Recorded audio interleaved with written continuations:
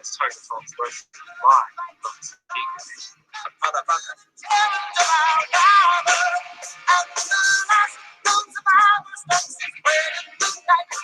You are watching Tiger Talks Wrestling live from Michigan. Now, live from Muskegon, Michigan, this is Tiger Talks Wrestling. Like, comment, subscribe, or be infected.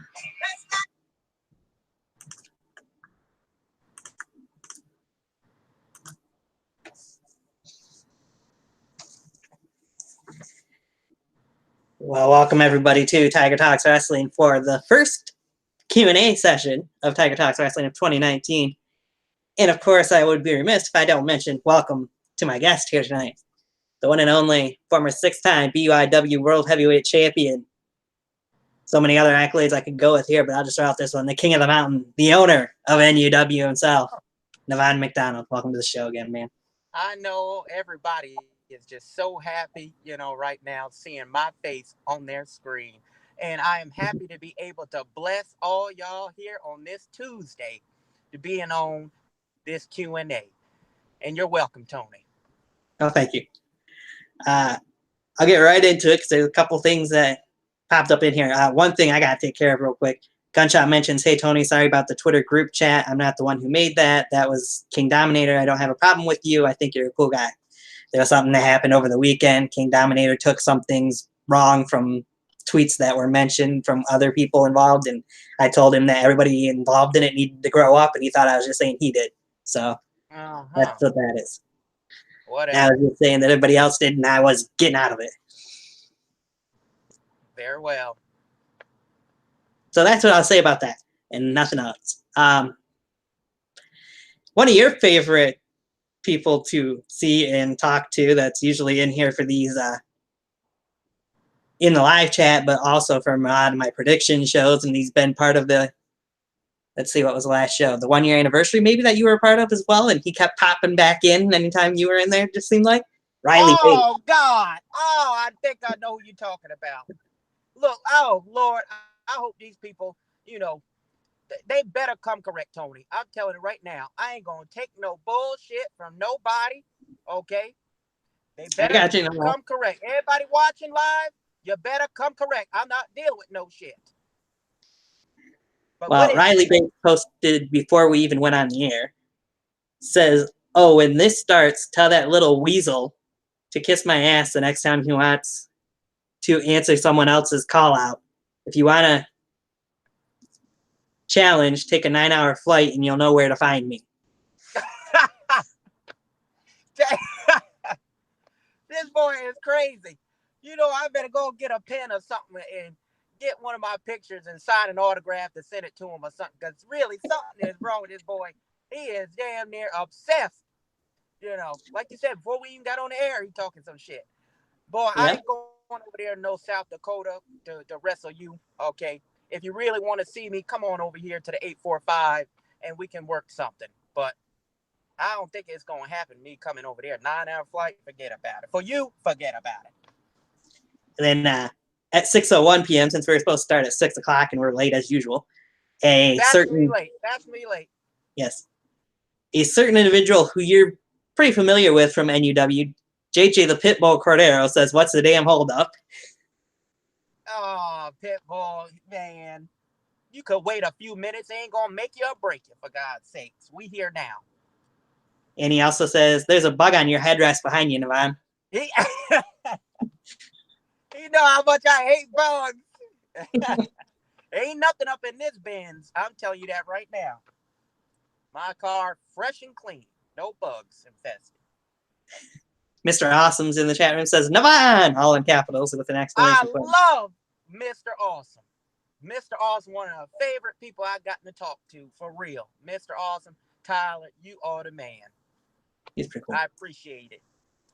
And somebody you might not be quite as familiar with, but he is somebody that's been working around here in Michigan lately, Jaden Michael Quick. Says, everyone is garbage except Jaden Michael motherfucking Quick. Fun fact. Yeah, I've heard of Jay. What up, bro? And Gunshot says, Nevon versus Riley Bates would be a good match if Nevon wasn't a pussy. He would face my fallen club brother, Riley Bates. I'm just reading, not my words. I'm gonna bite my tongue here on this one before I really raise sand. Okay, so let's go on. We shall. Caught up on that. I'll keep an eye on the chat section as we go along. But we were talking and we decided we'd go over some stuff that's happened for you personally and your father as well, Nevon, since the last time you were on the show. That's interesting. Riley's back in the chat room. Surprise, surprise. I'll get to that in just a minute. But one of the main things, first things I want to talk about is since you were on here last, your company was BEW New York. We've seen the transition to Newark Underground Wrestling. Talk us a little bit through the transition and what it was like for you guys to go from one extreme to another, I guess, in a way. Yeah, I remember talking with Kelly, the Dark Side, and Jordan over there at Kelly's place, you know, and the three of us were discussing how we wanted to change the name, you know, because there's another BEW out there, as you know, that we always had a problem with, you know, with the name, with Myron Reed. Yep. And on top of that, we wanted to get out of that backyard name in our company title. Right. So we started thinking, and we came up with Newburgh Underground Wrestling. And at that time, we had no idea that the UWE, you know, stood for Underground Wrestling Entertainment. So there was a little issues there with that as well, with the underground word in the title. So there was a little friction there, but we came to an understanding, and you know, it was what was best, you know. And I love the name. And we got those new titles, and everything changed from there. Beautiful titles too. I'll admit that much. But I'll go from there since we're on the subject of NUW. There's a certain individual in NUW who believes that it stands for something different than what it does. As he says, it's Nevon Underground Wrestling instead of Newburgh Underground Wrestling. That being, of course, the former Last Survivor, now the realist, Joseph Anthony. What is your take? The last survivor, Joseph Anthony. I miss saying that. Right. What is your take on him coining that phrase, I guess you could say, for NUW and the whole heel turn that we've seen from Joseph Anthony? Well, quite frankly, he ain't wrong to some level, you know. True. You know, but I can see why he says that. You know, he worked his ass off. He's been with us a very long time, especially on YouTube when it comes to that. You know, he was there since the very first episode. Him and I went at it. And he's worked his way up the food chain. And, you know, when he finally got that championship, that win, when he cashed in the briefcase on Jordan at the Backyard Rumble 1, his title reign wasn't all that. I didn't book him as much as he would like, you know. Right. And he didn't have too many title defenses. He was suspended for what he took part in with my brother Arnold and his eye. You know all about that with the fight with Shadow Grim. You know, so, and in that time when he was champion, I was main eventing a lot, you know, so I can see why he's thinking, why he thinks like that. He's just got to learn to cope with it, you know. And the heel turn, you know, I like this new side of Joseph Anthony. Where the hell has this one been? You know, right. Arnold may love how, you know, the Last Survivor, but I very much so enjoy the realist. This is who Joseph Anthony truly is. This thug-like rapper, you know, who won't take no crap. I love it. Yeah. So I'm with the realist. You know, we've seen a nice, new, more aggressive side of Joseph Anthony in a way, so. Right, and he's earned an opportunity. I gave him a shot at Fight for Freedom, you know, to try to win the title back because I've seen it. He's impressed me. But, you know, he failed. Yeah, I was going to say, he was a little impressive, but he was the one that took the loss in that match too, so. Which I'm sure will come up. Let me get back to the questions here real quick before I get too far behind. Riley said, I'm obsessed. Eat your fucking cookies and drink your piss to wash down your words, because I'll fight your ass one way or another. Either you come here or I go there. You ain't gonna do shit. Keep on Big words typing. for You kids. ain't gonna do a goddamn thing. And both of us know that. Tony know that too. Everybody know it. You ain't gonna do nothing. You just typing and typing, wasting your damn time. Don't give me that shit. Well, Mr. Awesome brought it up. He had to ask. You want some cookies, motherfucker? I sure do. And make sure it's freshly baked, please. Freshly baked. That's my dude Tyler there. Oh. Jaden said Riley is a bitch and is giving me an aneurysm later, dudes. See? Look. He's... Riley scaring away the people. Yes, he is.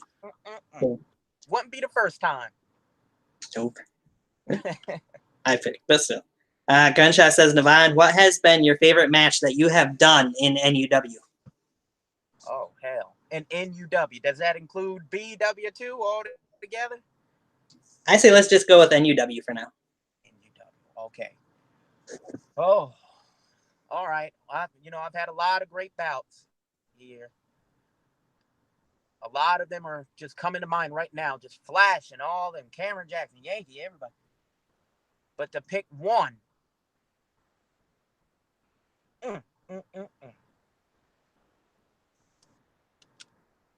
Honestly, I think I'm going to have to go with the Cameron Jackson match, Halloween Hell, when it comes to NW. Because there was a lot going on there with that. Oh, my goodness. The crowd was so into it. The guitar versus fish, But damn, that Puerto Rican junkyard match, too. All right, but yeah, we'll stick with it. I was going to say, I just seen on Facebook a little bit ago that junkyard match took place a year ago. It's actually when it went up on YouTube. Just a year ago. So. Wow. It doesn't seem like it's been that long already, but right? It has been. Oh, my goodness. I don't know if we're going to talk about that one or not, but. Well, we might get into it. We'll see. Oh. So I'll save that. Riley said, fine, since this is a Q&A, who is a person that you're wanting to fight? I know you're thinking of me. Yeah, I am thinking of you right now. I want to fight you. Just come on over here so I can lay your ass out and then put an autograph on you. We'll get into more of those later. Riley also said, shit on those cookies and call them chocolate chip. Okay. Gunshot said, Riley is not the bitch. Nevon is the bitch. Gunshot said that? Yes. Oh, he looking to get hurt too. Gunshot, you better be careful. Mr. Awesome says, Riley, you sick. Awesome says, a little cough, but nothing much.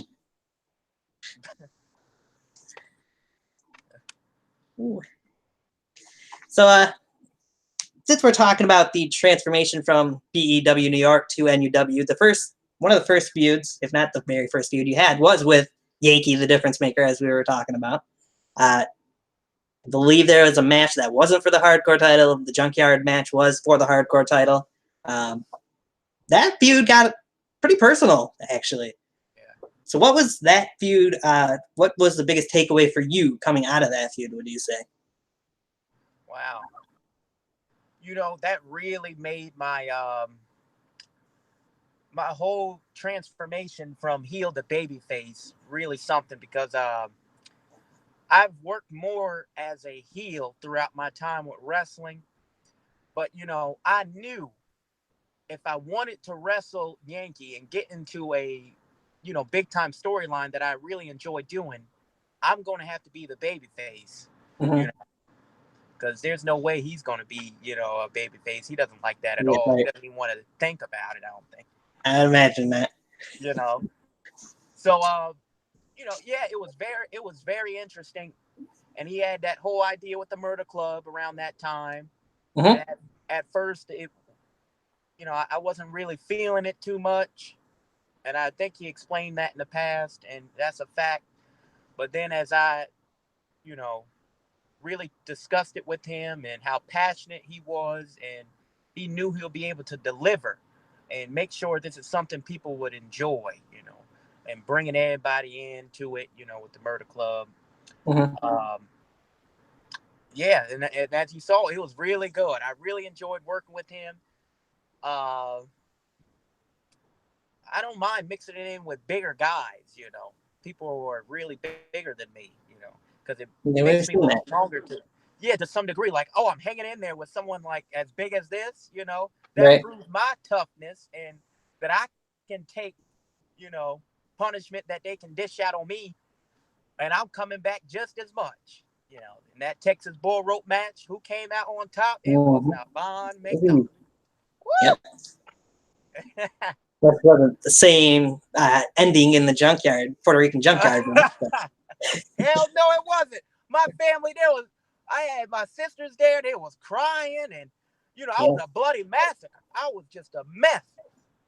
And I remember being on top of that ladder, and I had the opportunity to look at everybody as I stood on top of that ladder before I was going to jump on the Yankee. And that blood just flowing down, the emotions.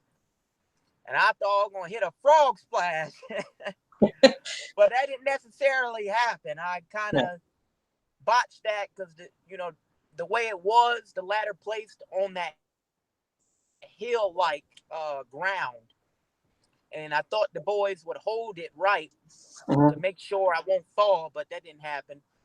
I ended up hitting my head on Yankee like it was like a big headbutt off it, right. But yeah, it was definitely a great storytelling, emotional roller coaster ride of a matchup, and I'm proud of it. And I'm glad I was able to push Yankee like that to the next level within our federation. Right. I'll get a little more from Yankee in a minute. Let me get back to this. Riley Bates says, I think it would be the other way around. I think he's referring to you beating up or beating up Gunshot at that point in time. Gunshot would say, this is the best live stream ever. It is entertaining. This is entertaining. Oh, saying that already. We're doing good. Right? He also would say, hey, Nevon, you said I'm looking to get hurt. I turned 18 recently. If you're looking for a fight, I accept your challenge. Well, listen, age ain't nothing but a number. I don't give a hoot nanny. You see me beat the hell out of a 12-year-old. I don't give a crap how old you is. If you step to me, I will lay your ass out. You better come correct. That's all I got to say. Professor Foxtrot is in the chat room, says, who would win at wrestling? I think he meant Jussie Smollett, or Jesse Smollett is what he said, or himself. I don't really know who that is, to be honest. Me neither, to be honest. So I can't really give an answer on that, man. If you got another question, I'll answer that one. Make sure it's something, that I can actually answer. I'm sorry. You know who Jussie Smollett is, because he's a guy from that's just recently gotten into trouble from Empire, I think is the show he was on. Oh, I didn't get into that yet. Yeah, it's not really the show-wise. It's just something that happened where he supposedly got bugged, I think, and now it's coming out that it looks like it was all staged. So. Oh. I think that's why they're asking about him. So Yankee, as I was into still. What is your take on what we've seen from him more recently and the fact that he is still, has been for quite a long time now, the rise to the case holder? Yeah, he's still the rise to the case holder. I think we still have time to bring him back into the fold and get things, because everything is not released yet on YouTube that what we filmed anyway, Right. So, he's always welcome here. He used to say this was his church. Mm-hmm. Being in that ring, the NUW ring, that it was his church. This is where he gets away from all the stuff going on in life and be able to enjoy himself. And I know he has a lot going on, and it hasn't been feeling quite like what it used to be for him.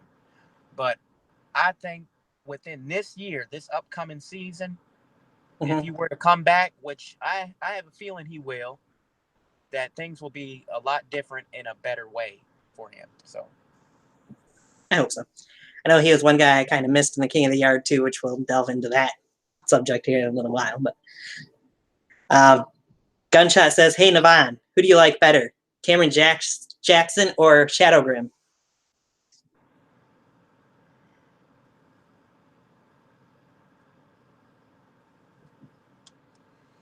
you know, now you're about to make me get into really character here, because quite frankly, I don't like them. Honestly, I hate them. You got one Shadow Grim, who is a despicable human being and a terrible champion to represent my federation. You know, and although he may be very dominant and he puts on some great matches with all his opponents, pretty much. It's true. I really dislike him. And Cameron Jackson, who left me hanging, I'll get into him, I'm pretty sure, later on. To answer the question, Shadow Grim. I hate Shadow Grim more. You hate Shadow Grim more. Gotcha. Riley Bates has to bring it up again. You took out that 12-year-old. That was my pick out of the King of the Yard too. That was his pick to win it? That's what it sounds like. Well, I'm happy to disappoint your ass, because the Blaze didn't deserve to be in the first place. I don't know what I was thinking. Golly, shit. So I'll get into Cam Jackson here in a moment, but there's somebody else I want to bring up first. A certain individual who kind of got an upset victory over you on an episode of Slaughterhouse. And that would be one Paul Peterson, who not long after getting the win would also get the boot. He damn sure did get the boot. He damn sure did. I beat the hell out of Paul Peterson. Man, y'all go back to episode 13 of NUW Slaughterhouse to check that damn main event out. You will see nothing but an ass-kicking contest that I was in, beating the shit out of Paul Peterson. From pillar to post.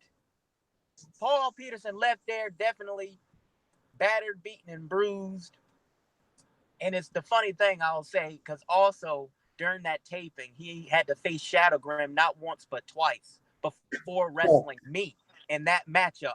So, Paul was definitely wounded. Yeah. And wasn't feeling good the next morning. I would imagine that. What is your, I guess you could say, final opinion or thoughts of Paul Peterson when it comes to him being in NUW? And obviously now we know no longer being in the company, has moved away.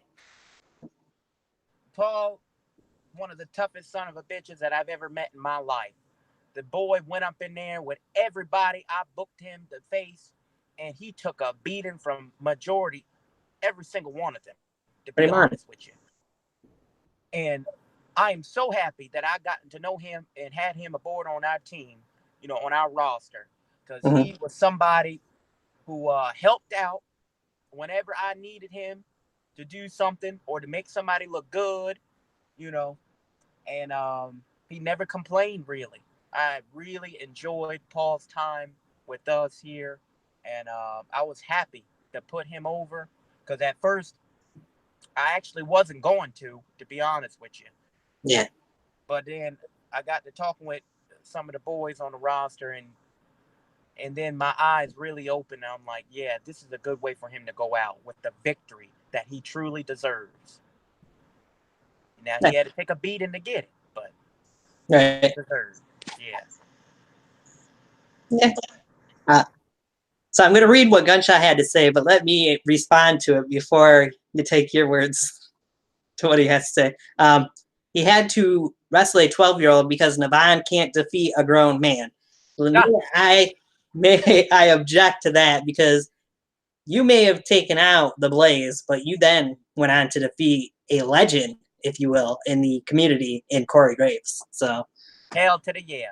See, I ain't got to say nothing. Tony said it right there. I can take on anybody, Of course, my plan was You know, I want to make sure I get the round 2 and go further than I did in the first King of the Yard. You know, Right.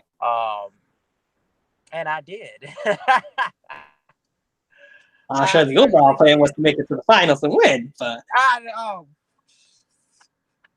would have too, and you know I was going to if it wasn't for that boy and share hard to crush his ankle. Okay, obviously he wasn't that badly hurt coming back out there and doing all that shit with me. yeah. We'll get to that more later. Riley says, I'm glad you're still wrestling so I can shove your cookies up your ass. Oh, that will be good. Take on anybody, but not yours truly?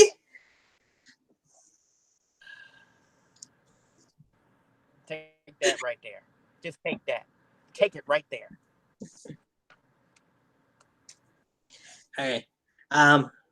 Of course, not too long into the transformation into NUW, we would see Cameron Jackson as part of Team Sweet 16, and they would be NUW Tag Team Champions for a brief while. But as he was going toward the end of his stay in NUW, we would see a feud between you and him. Yeah. What was your opinion overall of the feud that you two had, and how much did you enjoy that? Because I know how much you really do care for Cameron. Yeah. Yeah, honestly, that was something I wanted to do ever since I first met Cameron Jackson, was to be able to get to wrestle him and really do a good storyline with him. You know, and it's not a lot of, you know, black folks in, you know, in this whole thing, especially that I've come across, you know. So Right. that was just another thing I was thinking about too. Like, this would be cool, you know, to be honest. But Cameron Jackson, obviously one of the most entertaining, if not the most entertaining person that you can have on the roster. And to finally get to be able to work with him, it was a long time coming, because when he was on the roster, he was facing other people as the months was going by. So it was like Right. a build up for both of us. Okay, finally, we're about to go at it. And we did. I had a hell of a time working with him. Yeah. I know I enjoyed, thought that was one of the best feuds at that point in time in the company, the newer version of NUW instead of BEW. But it's definitely interesting to see, and we'll get into what came out of that feud too here in a moment.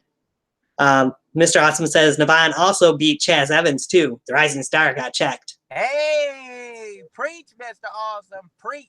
That was the last match I had too. Gunshot says Dark Side to win the King of the Yard. Hey Nevon, go shove the middle finger up your ass. Yeah, you knew it was gonna happen when we set I'd this love up. to just take his scrawny neck, just grab his throat, and dig my fingers deep into his flesh and choke the life right out of him. I really want to do that. I really do. So coming off that Cameron Jackson feud, as he was leaving, he would introduce a new character that we've seen vignettes of you and him kind of both visiting at times, being Sybaris. A character who didn't last very long in the NUW. Of course, when he first debuted actually in the arena, didn't turn out so well for you, but... Yeah. Okay, well, Sybaris. Yeah, that was something. Now, that was some storytelling there. We really took it like it was like a male soap opera type thing. How you had the institution. Yep. And we really build it up. How, you know, who is this? What's his story like? Why is Cameron, of all people, visiting him? You know, you look at Cameron Jackson, he is the life of the party, all the after parties at the Marriott and all that. But you see him in this really deep, serious role now, you know, Right. and he's Something trying to completely help this big boy that's in that chair. And he's teaching him things, and then you hear the voices of the last emotion, you know, with Sybaris. So I'm pretty sure a lot of people, when they were first watching it, was like, what's going on? Why is this happening? And Mhm. then as it came about, as the story kept unfolding, you learn more and more and more. And it just keeps getting more intriguing. And I know yourself said that you were really digging it, you know. I did. And to finally have him escape that institution, and after 13 years being in there after killing his mama, right? Mhm. So um, it was very, very cool for us to do. I wish we could have done a lot more with it, obviously. But Yeah. if I'm going to switch into character here for just a moment, that's what I'm going to do. Because Cerberus is not around these days and haven't been on the program. And why, you ask? Why? Because I had his ass sent right back. Of course. He is right back where he belongs, in that chair with no Cameron Jackson, because he's long gone down south. He ain't got no friends to help him and give him advice that he wants to hear. He is strapped into that chair, and he's hearing nothing but the voices of the last emotion and the guilt that he must face for killing his mama. He shall never get over. And he's never getting out again. If you hear what I say and know what I mean, he's staying there. Gotcha. Okay. Loud and clear. Um, one little feud and friendship / feud that I may have went over. Not necessarily going through these feuds in order, by the way. But we've seen with NUW, of course, the debut of the Bright Side. Oh, brother. You're right, oh brother. Walk me through the Bright Side, which, of course, after a not so, how do we put this? Not so good outing for you, I guess you could say, would lead to return of the Dark Side, of course. But what was your whole take on the entire situation? Okay. Well, after the brutal, unsanctioned street fight that the Dark Side and I had at the first King of the Yard, Mm-hmm. um, although he may have walked out with the victory, but he was hurt badly. Right. He was hurt worse than he's ever been in his entire career of wrestling. He had to step away. Mm-hmm. And he was gone for 6 months. Okay. And as that time, the transformation to NUW was going on, and the Dark Side was gone. And then those vignettes was beginning to show Yep. of the Bright Side. And to have, that big view of a new character coming, what to expect. You just see this happy-go-lucky vignettes and milk and cookies and sunflowers and, what the Right. hell is going on? The slaughterhouse. This is nothing but brutality. And that's Mm-hmm. what I always like it to be. But then you see shit like that. And then during my feud with Cameron Jackson and Shadow Grim, and I beat the hell out of them both, I go after the show back to the studios to see my brother Arnold. Mm-hmm. I had some pizza for him because Arnold was upset the way I was acting as of late. I changed and, and all that. So, boy, I was in for a surprise when he turned around and it wasn't Arnold. It was The Bright Side. the Dark Side, rather, but different. He's actually smiling. He's actually being positive. And that smile was so cringeworthy. It made me feel uncomfortable. I bet. And we got to talking. And I never thought that I'll be able to see eye to eye with that man ever in my life. Because Right. the first day I got to know him, we became enemies. True. So to be able to converse with him and bond with him as the Bright Side, it was something special, and I never wanted him to change. This is the image that I always wanted him to be in. And I finally got what I wanted with him. He actually respected authority, Tony. Yeah.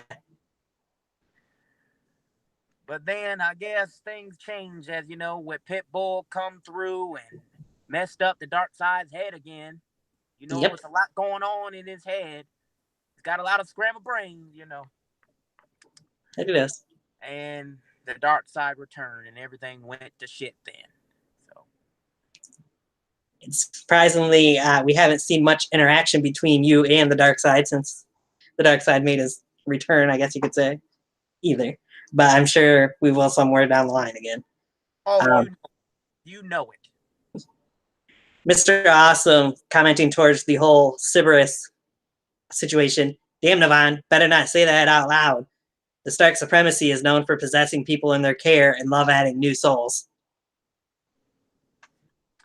Well, that is true. I know that they be doing that over there in Long Island. The damn Stark Supremacy. Hey, but Sybaris is being taken care of. We don't need no more help for him. I got the right doctors for him, and he's on the right medication. So, Stark Supremacy, they got their own monsters over there. They don't need mine. Gunshot wants to know, hey, Nevon, what is your opinion on that meme about you on Facebook? It was during Christmas time. It was a thing about the cookies. What was your opinion on that? I think Samael created that, him or Jason Atlas. But that, I thought it was funny when I first saw it, but I didn't think it would get as many likes and shares that it did. Like, a lot of people really enjoyed that meme. And that's something that I actually have said. I have said that. It's become quite the, motto, if you will. Right. You know, it's funny. I enjoy it. I'm glad when people quote things that I've said and get a kick out of it. Yeah. Riley had kind of two questions, but I'm going to get your opinion on it later. You wanted to know your opinion on the King of the Yard 2 finish, which I'll get, like I said, we'll get into later. And what do you think's going on with Jason Walker is the second question. Oh, Jason Walker. You know, I don't know a whole lot about Jason Walker as much as I would like, you know. I know that he started APW and all that, but currently his state, you know, I don't know what's happening with him. I know he's got stuff going on his channel with, you know, with everything going on there. I would love to have him, you know, return to action wherever it may be, and finally get that match with Everett Creed, because that's supposed to happen at some point this year, from what it sounds like. Please let it happen. We've been wanting to see that since Biddy 2, since my first crossover, my very first crossover. I've been wanting to see Walker and Creed, and it still hasn't happened yet. All these years later, so I don't know what's happening with him, but hopefully this year we'll get to see him in action. Yeah, there was a teaser on his page a couple of days ago that that match should be happening at some point at some place this year. And then there's some other teaser too that almost looked, I can't really speculate to what it was saying because it was just a teaser of something that's going to be happening on the APW channel. So nice. I'm going to have to look and see what's going on over there. Yeah, you have to look and watch his last couple videos he's posted. Nice. Since we talked about Cam a little and then Sybaris, I'd be remiss if I didn't mention he had a brief little run-in with Cam's former or tag team partner, whichever way you want to put it, David Lowell as well. David Lowell. Oh, man. David, the S tier. Somebody who has been with me longer than anybody on the roster. David Lowell is something special. He is everything you want in a performer. You know, he's got the skills, the athleticism. He's gifted in every way. You know, I really enjoy David's work. I've always been happy to have him a part of the roster. But we also have a history. True. And it goes back even before YouTube days. And we battled over the world title, and then to have everything going in NUW now, and as you said, that brief run in, I would love to have another one-on-one matchup with him these days and put on a classic like we used to. But the Right. outcome will be with Nevon McDonald getting his hand raised and David Lowell flat on his back where he belongs. So I will say, in my opinion, when it comes to NUW, you and David Lowell are the two guys who have gone way too long without a world title around your waist. there you go. Preach. Easily preaching that one. Gunshot says, I wish my dog would leave my cat alone and stop being an ass to the cat. Like, seriously, he keeps chasing the cat around and she smacked him in the face twice. Random shit. But okay.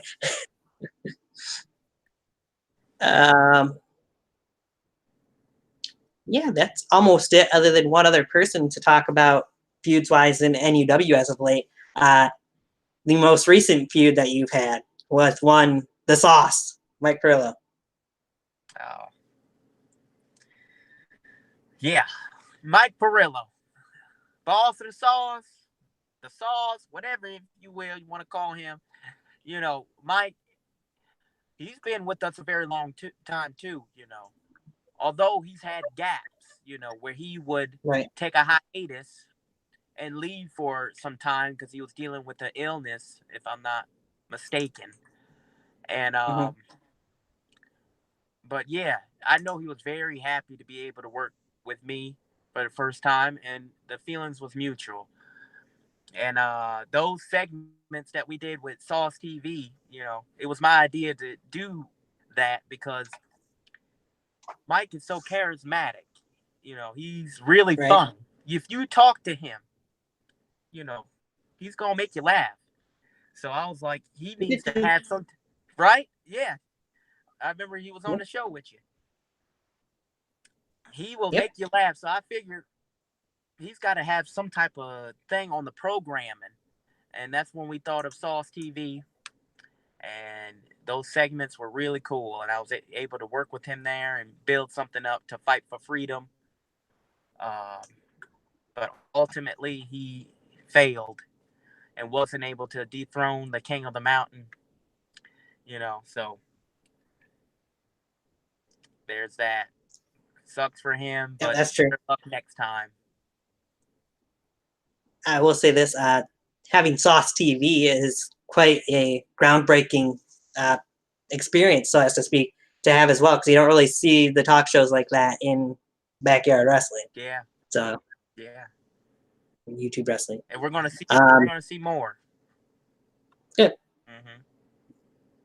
It's quite an interesting couple shows that we have seen of Sauce TV so far. Oh yeah. Which one you enjoyed more? The one with Anthony and Lowell, or the one with me? Ooh, that one's tough. You were involved in both, really, but they both were fun. Had their fun aspects to it, but I think it was a little more fun, a little more chaotic having that contract, having David and Joseph on there. Oh yeah. And then having you come out and interrupt it. So yeah. But I did enjoy both. Nice.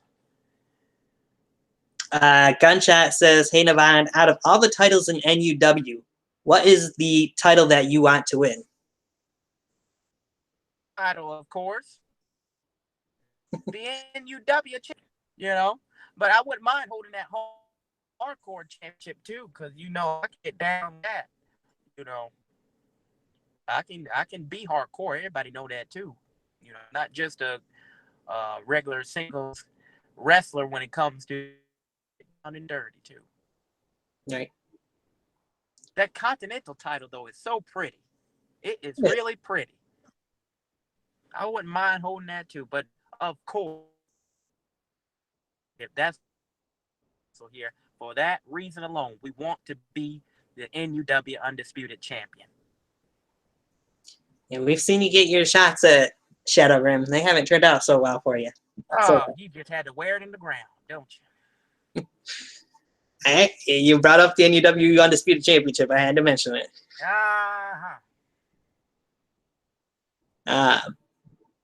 Speaking of which, I guess we didn't really touch on that feud too much. The one that you did have with Shadow Rim, the most recent feud with Shadow Rim, I guess you could technically say. Yeah, we've been going at it a long ass time. Oh yes. It seems like every year we keep going at it. It's Mhm. like dark side. Yeah, that was something. I really After he beat the three of us, and I'm talking myself, Cameron Jackson, and David Lowell at Day of Destruction 3, in a Right. hell of a fatal four-way matchup. That it was. I haven't been in much fatal four-ways, so that match really stood out to me big time. I really enjoyed doing that. But Shadow took it home again. And then I just got to thinking, I am so sick of seeing him with that title. We need a better representation of the championship. And who better than me? Of course. So I made myself the number one contender. I didn't have to beat anybody. I got it like that. If I want to get a shot, I'll do it. And on the way there, Shadow Graham suffered his first defeat in a long time at the hands of Paul Peterson. Yes. Johnny Johnson called it the Newburgh screw job. He had a point. That tickles me. Shadow Graham losing to Paul Peterson. Who would have saw that coming? Who would have saw you losing to Paul Peterson for that matter? Oh God! Don't. Oh. But yeah, Code Red. It was time for the main event, the big fight. Shadow Graham versus Nevon McDonald with the Holy Grail on the line, the NUW Championship. It was a great one-on-one contest. It's everything you want in a main event championship matchup, And between two OGs, I really enjoyed the matchup. I had my mistress with me at ringside for the first time. And that was pretty cool to come out there with her. And she played a factor in the match too. I did some shiesty things. Everybody know I can be shiesty too. So that was my first time taking a superplex like that too. Yeah. It happened in that matchup. I was like, wow, that was something. That what impact. Yeah, but I gave him my all, but I ended up losing. I will admit it. And Shadow Graham walked out with the championship. Now, long though. If we back up a little bit, Shadow Graham got the best of you there, but he also got the best of your father towards the end of BEW New York as well. So that was the last time we really seen Novin in the NUW/BEW New York was when Shadow Graham defeated him in a casket match. Yeah, that's a fact. That was the last episode of Backyard Entertainment Wrestling. It was called The Final Chapter, Enter the Netherworld. And Novin was, during that time, he was, running rampant over the Federation. True. He exiled his Ministry of Destruction members and really abusing his power.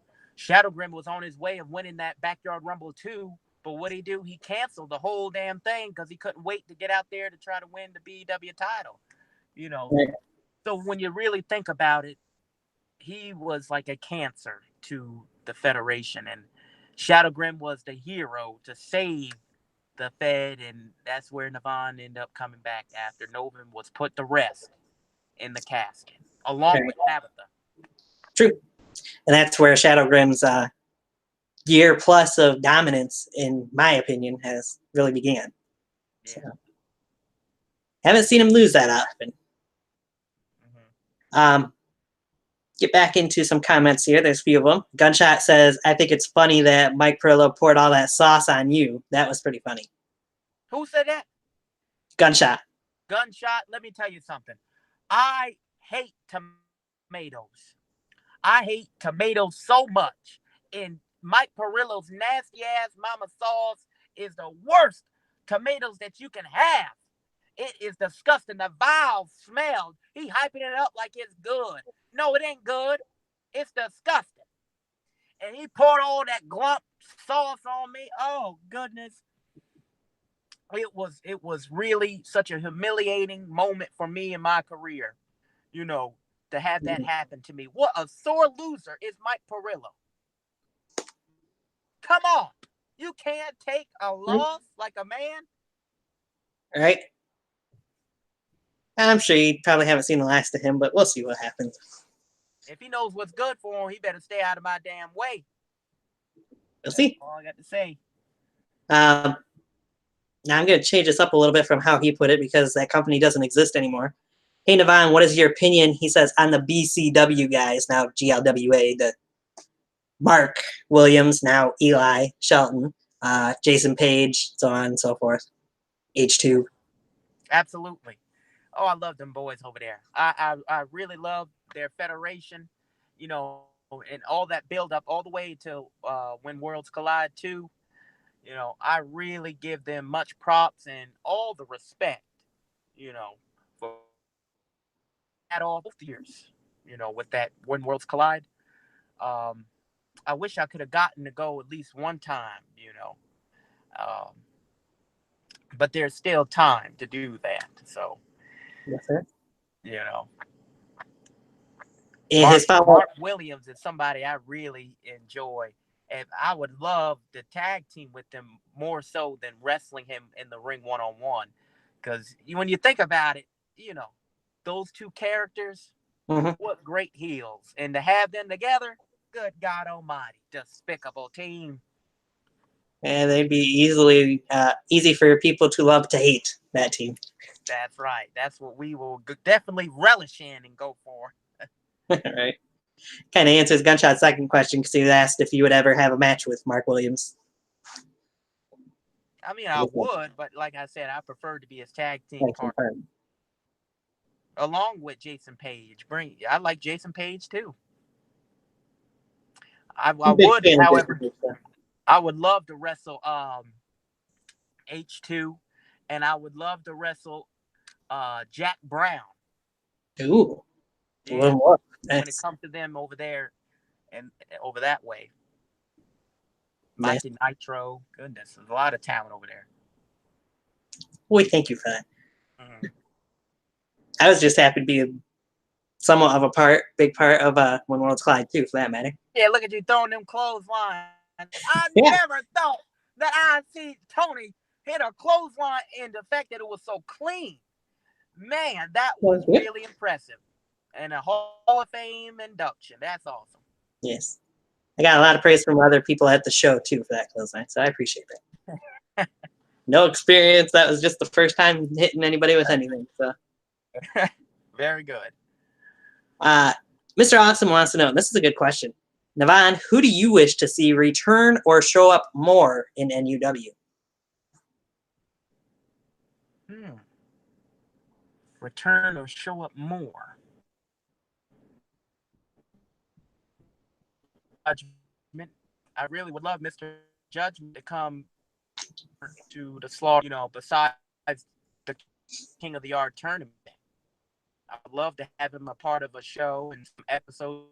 You know, he's a really outstanding performer, you know, with great gimmick. Mr. Judgment is number one at the top of my head that I can think of right now. Yes. You know, when it comes to return. So, yeah. Is there anybody from perhaps the old BEW New York days that you'd like to see return if they had the opportunity to? Oh, people from the past that was within our roster. Okay. That's just a question from me. He didn't actually specify that. But. Oh, okay. Wow. Shit. Man. I mean, Tyler Sands, inductee, and a lot of people don't know about him these days, but he was somebody who was like my very first rival within the company. And we've had such awesome matches back then that we were very proud of at the time. And I think Tyler Sands is somebody I would love to come back in some role to do. I know he's not, you know, like the most great wrestler, you know. But to have him come back and to do something would be pretty cool. Nice. Do that back, yeah. So, before I move into some other companies, there was a certain episode of NUW Slaughterhouse that was named after you. a Nevon Appreciation Day. I don't think that show turned out quite the way you were planning, though. Well, let me tell you this. Nevon Appreciation Day. It was bigger than the best in the yard. It was bigger than When Worlds Collide. It was bigger than my King of the Yard. Nevon Appreciation Day, just a huge spectacle. And I was really digging the episode, and to have an episode in my honor like that was truly special and eye-opening to other people, because I already knew that for sure that this is Nevon Underground Wrestling. But listen, Nevon Appreciation Day, that was a pretty good episode. I got a lot of people to film stuff, including yourself and among others, of giving their thoughts and what their take is on me. Right. And that was something where I just turned back heel, and to really solidify myself as the bad guy, truly again, doing that was really cool. And who I wrestled? I've wrestled Victor Van Pelt on that episode. I believe so, yeah. Yeah. Dressed up as you. Yeah. He stole all my shit out of my bag. Yes. Got on my original tights. Got my hat. Yep. One of my guitars. Man. Yep. Victor Van Pelt is like the white version of me. He really is. Super funny. Entertaining. Sometimes it's pretty good to have matches like that when it's, not always super duper serious, because all my matches are really like that. Right. I don't play in the ring. Right. You step into the ring with me, nobody's my friend. We're enemies and we're going to war. But that one was very entertaining to do that. And I beat his ass, and I took my shit back. But what else happened there?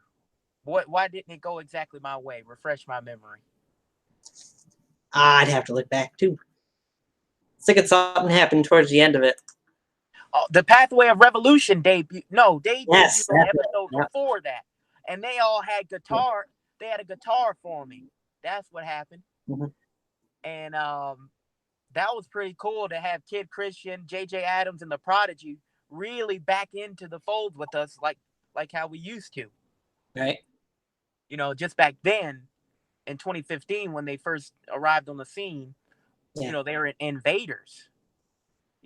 And they really kicked my ass back then. Although we won the war in the end, and I won my first title that was outside of the federation that I started, the HJW title, and we retired that championship and their company overall. Right. So to have them come back and join me, they disguised themselves, and it was really cool. And join me against a fight with Shadow Graham. That was something special. Mm-hmm. Yeah. They didn't stick around for very long. Huh? So they didn't stick around for very long, though, it didn't seem. No. Truth be told, Christian, he wanted to get paid some money. And I told him, that's all right. You can stay where you at. Do what you got to do, because I ain't paying nobody.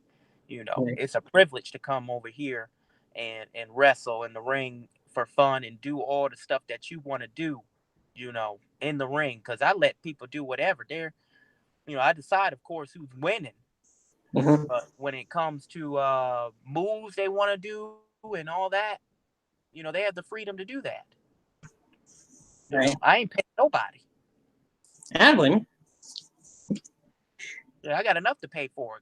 We got to pay for the chairs and equipment and food for people and tarps and ring aprons, wood. Mm-hmm.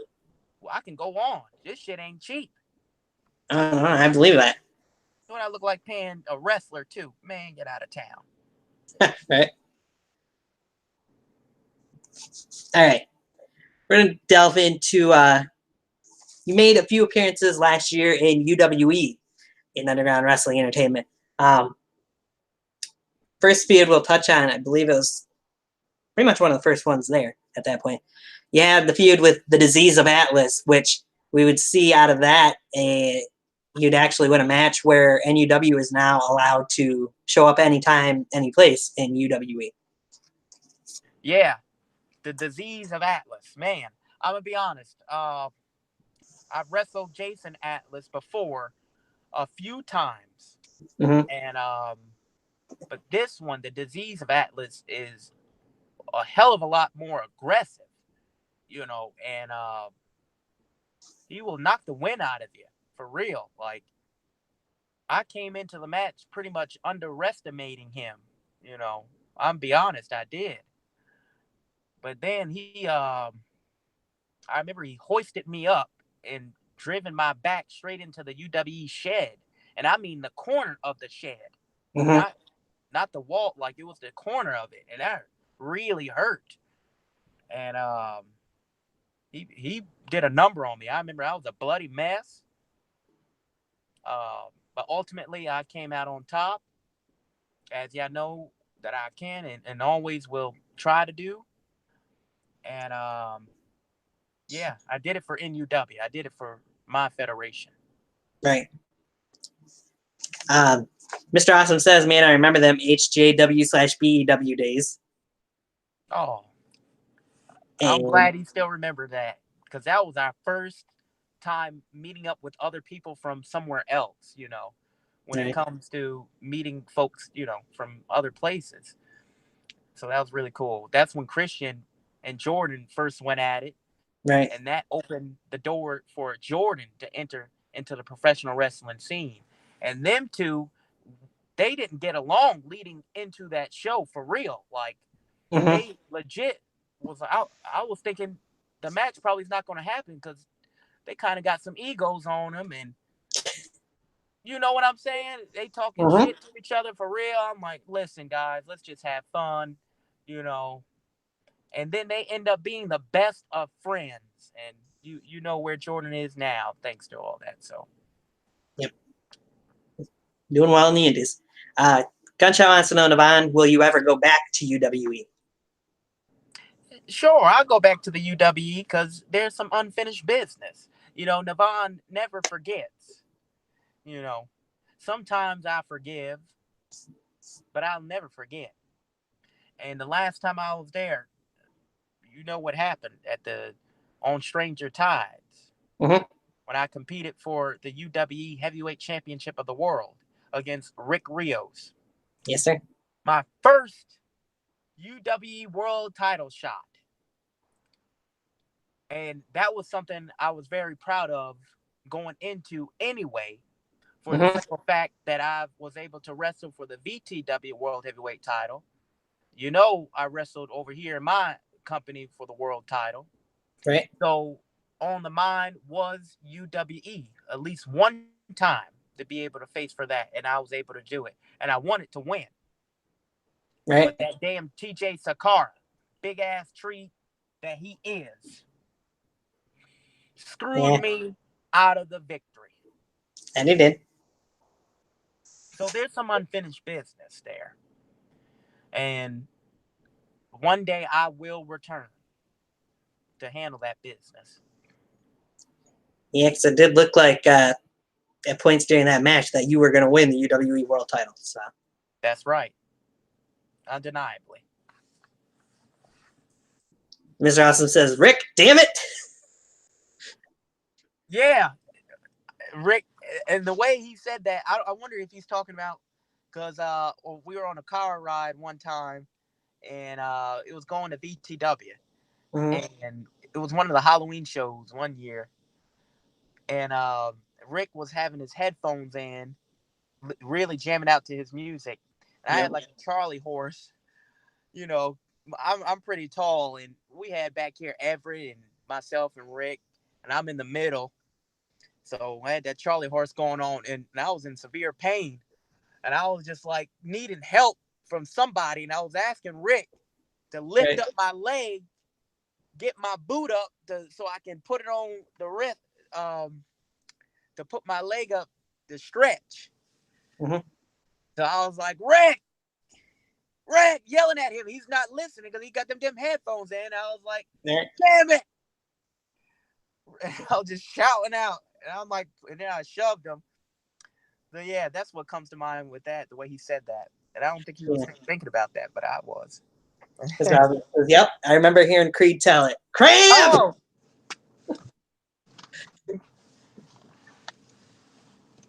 That was fun. That was one of my funnest car rides I've ever been on. For real. When Yankee was in there, Cameron. That was really fun. That sounds like it'd be a lot of fun. Yeah. Gunshot wants to know, Nevon, what is your opinion on both Roman Reigns and Batista's return on Raw last night? That was some emotional shit. To see Roman Reigns come back after, battling leukemia, I literally had goosebumps. Right. When he got that reaction that he truly deserved. That's what it's all about. When people are really behind you, and this is a serious matter, Right. You know what I'm saying? He could have died. Indeed. So I was like, yes, I was just so happy inside. And I don't even really care for him like that, Right. I wasn't even like a fan for him like that. But watching that yesterday, I was all for it. It made me so happy. And I'm glad that WWE gave him time to really take it all in, looking over there, went all around the ring, touching people's hands, giving thanks. That was special. That I'll remember that. Right. Batista caught me off guard. I was like, what the fuck? Batista, man. Oh, that shit was crazy. How you gonna beat up Ric Flair on his 70th birthday? Well, I guess if that's what you got to do to get Triple H's attention. That's true, because Triple H hasn't been giving him attention. I feel like Triple H, for the longest time, has been avoiding him and really didn't think he needs to wrestle him anymore because he's done that already. I feel like Triple H likes to do things that he hasn't done, and that's kind of like me too. I like to do things that I haven't done before to face new opponents and whatnot. But damn, he's definitely got his attention now. Ric Flair's too damn old to be getting beat up. So he dragged him. I was like, oh man, he looked like he was about to die. And I've seen some people on Twitter claiming, well, they don't want to see these older guys wrestle at WrestleMania. They'd rather see these younger guys. But if you're being honest, it's these guys that come back that really build up the ticket sales more so than the younger, newer guys that they haven't built up to that point yet. True. In my opinion. True. I for one, would love to see Triple H and Batista, and I will, because I'm going to WrestleMania. Lucky bastard. Let me say it one more time. Nevon McDonald is on the road to WrestleMania. I'm going. Me, my first Mania. Congrats. I'm so excited. Anything else you want to touch on from your time in UWE and the feuds with Atlas, Rios, or Sakara?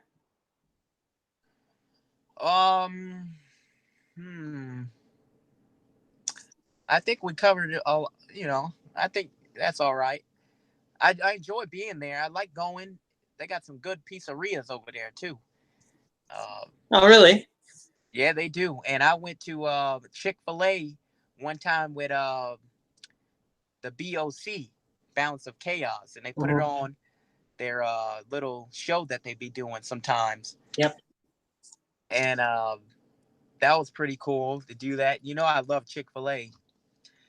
So that was really awesome to get to do that. Kelly was there. Yeah. We had a nice time. I like seeing Angelique too. Angelique Stark. I enjoy seeing her. Everett, of course. So yeah, I'll leave it at that. All right. So how does it feel to be the first and only man to have challenged for 5 different brands, at least 5 different brands, the 5 main brands, championships, world championships being KWA, You mentioned UWE, BTW, NUW, and you want to challenge for the APW World Championship as well. Yeah. Yeah, I'm pretty sure no one else can say that. I'm pretty sure. I think you're right. I am the only one to be able to compete for all that, although I didn't win any of them. But at least I can say that I've challenged and was the #1 contender and had a main event match for all this East Wrestling Alliance that we have. Mm-hmm. That really shows how much other people, takes me seriously and have faith in me to be in their championship matchup. It feels really good to be able to compete for those titles. I'm honored. So what was it like for you two after we seen them in King of the Yard 2? You mentioned it was your last match that you've had. What was it like for you to travel to WCF and have that match against Chaz Evans, which I watched the highlights of just a while before we started the show? Looked like a pretty damn good match from the highlights reel. Yeah. Oh, man. WCF. Going there. Okay, let's see here. I went with Shadow Graham and one of Shadow's friends, who is not a wrestler, and we traveled there. It took us like 5 hours to get there. Mm-hmm. Newburgh. And everybody was just so welcoming. Great guys. Great venue to compete in. Awesome ring, very big. Jesus. It was definitely, it's the biggest ring that I've been in. Yeah. That's an adjustment there for me. I bet it was. Because I'm, what I'm used to. I got a 12x12 here at NUW. Mm-hmm. I've competed in 14x14, 16x16, but their ring is even bigger, man. And Nice. yeah, so it was really cool to wrestle with Chad. As soon as I got there, they were talking about y'all kicking off the show. Chaz and I didn't even plan anything out yet. They saying we about to head out there. I said, oh shit, the pressure is on. Right.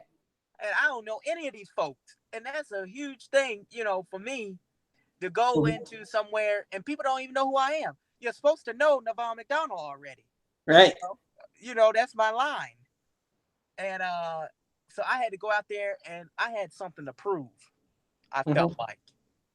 And a lot of people don't know this who is not around here, but I suffered an injury with my arm breaking out the fight. And I got cut really bad on my arm, and it messed up the nerves in my hand, my right hand. So I was pretty out of action for a while, and I was just using my left hand for a lot of stuff. So then I felt like, okay, this is my return match with Chaz Evans. And I wanted to be able to make them proud and be able to pull this thing off. But I did have nervousness in me because the nerves in my hand. Yeah. But we went out there. We had a damn good match. It was very fast-paced, too, which is different for me as well. Because Chaz... different for you. It looks like Chaz's style, though. Yeah, that is his style. I can adapt. I can adapt to any style you want me to adapt to. I'm going to get in there and do it. All right. But shit, Chaz was moving all over the place. I had to keep up with him now. But I won the match. Yep. He threw everything at me. I'm telling you, watch them highlights, and whenever the full match come up, though, he threw a lot at me, but I kept getting up. I had a big knot on my head from one of his kicks. A huge knot, man. Nice. I was really fucked up. That crowd hated me. They hated me, Tony. They hated me so much. They called me everything. Wow. So I did my job. Good. Yeah, for anybody who's watching now or watching later, if you haven't seen anything from WCF, make sure to at least start with that. I know I haven't watched a whole lot of them yet, but start with when they're uploading stuff again. That's what I plan on doing, because I was definitely impressed by both of the two guys from WCF that were part of King of the Yard tournament. So 110% agree with you.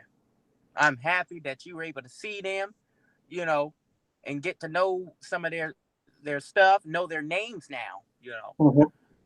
So Speaking of WCF, there's a certain supervillain in the chat section. hey, And he says, I would like to see Nevon come back to WCF at Royal Victory and win the 2019 Royal Victory match. woo! Win his Royal Victory.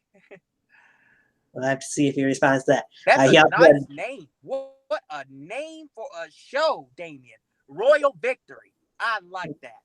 How well fitting it would be for the King of the Mountain to be there to win. right? He also said Nevon proved he was the king of the mountain at the King of the Ladders 3. True that. And I did it with my friend to the end there, Damien Fatale in Exodus. I did it in the name of Exodus. I say again.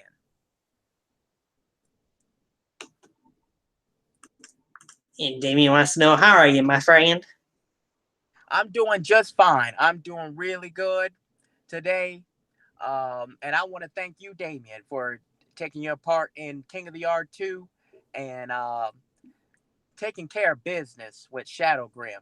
A lot of people thought you wasn't going to come out with a W, but I knew that's what you was going to do. We've been talking and conversing, and when it was lined up that way, you did the job.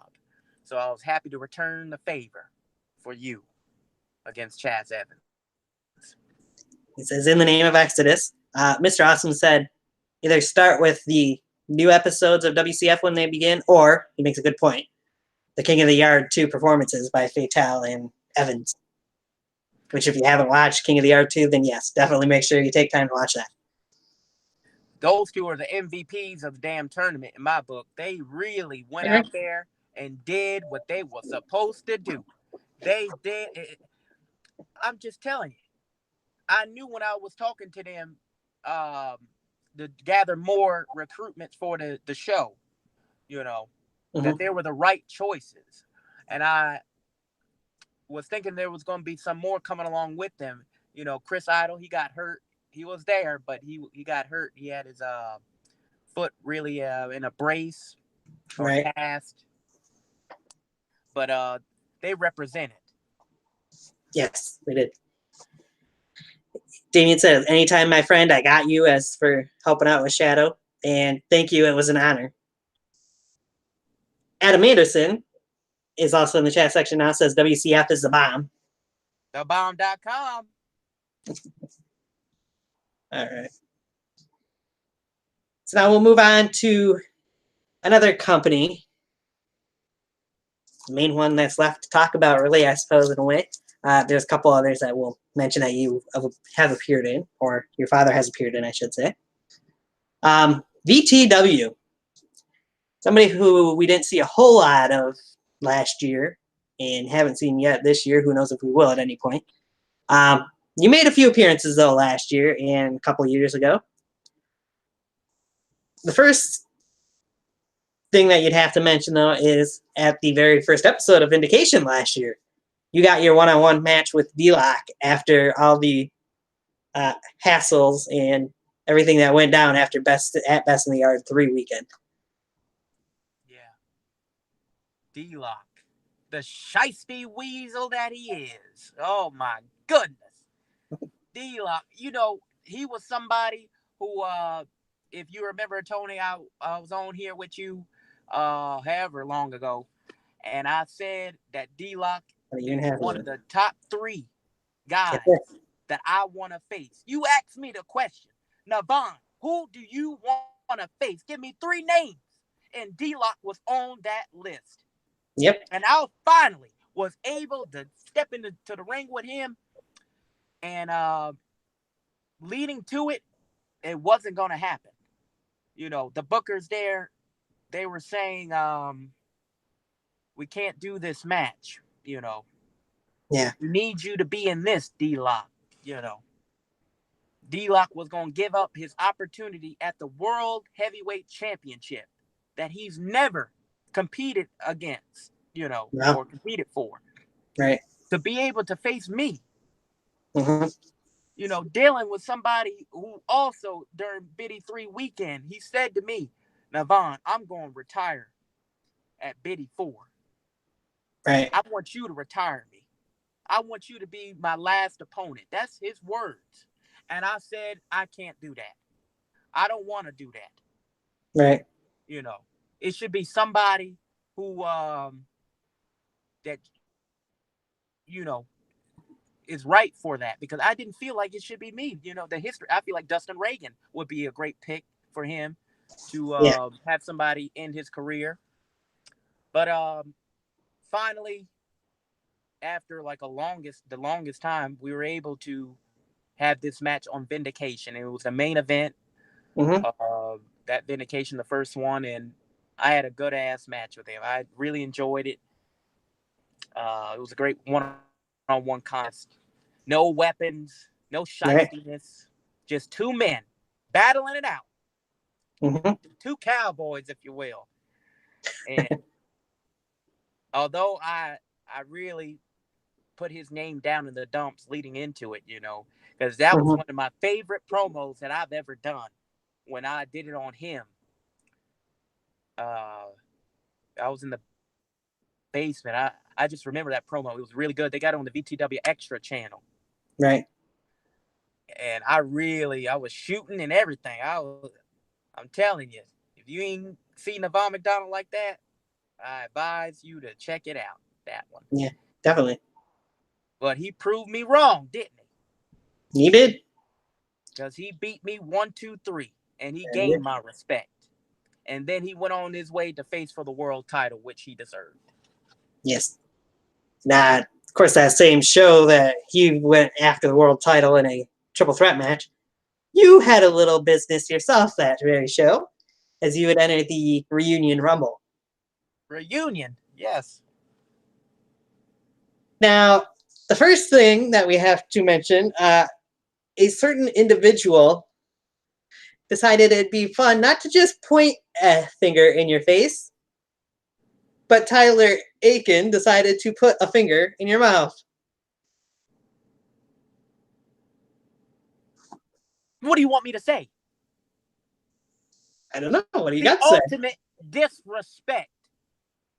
Everybody knows that I don't like people pointing their fingers at me, let alone put it in my fucking mouth. Right. Good God.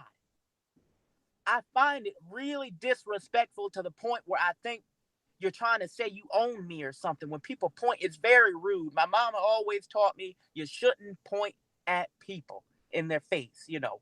It's Right. disrespectful, you know. So when they learned about that, everybody, all the boys, Mm-hmm. when they noticed that disrespects me, you know, that gets me riled up, they started passing around, you know, telling this person and that person, then this person seeing my reaction. Now it's becoming a thing in my entrances that I do. When I come out, you see people pointing all the time. True. And sometimes it'll fuck them up because I'll beat your ass right then and there, you know. But yeah, Tyler Aiken decided to do it, thought he was going to be funny, but he ended up regretting it. He left with a big bruise on him. I don't know if they got it. It's on a private group page where he sent a photo out of the bruise that I gave him. Oh, yeah? Yeah, from that Reunion Rumble. Yeah, there's a photo out. He got pretty banged up. That'll teach him, won't it? Yes, it will. Apparently, he did it for Yankee because Yankee wasn't there. Yeah. Go into more on that match. But first, Mr. Awesome said that D-Lock match was something else. Kicked off 2018 right. Which JJ Cordero agreed with. Oh, thank you. Also in that Reunion Rumble match, we got to see the infamous Nevon strut.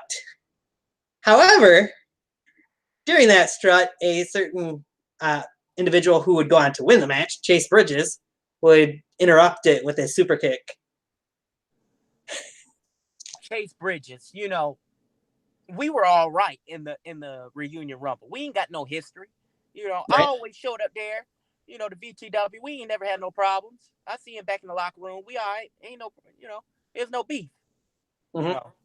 But I knew it's every man for himself. So I know he decided to retaliate because I did lay him down with the Royal Tuner prior to that.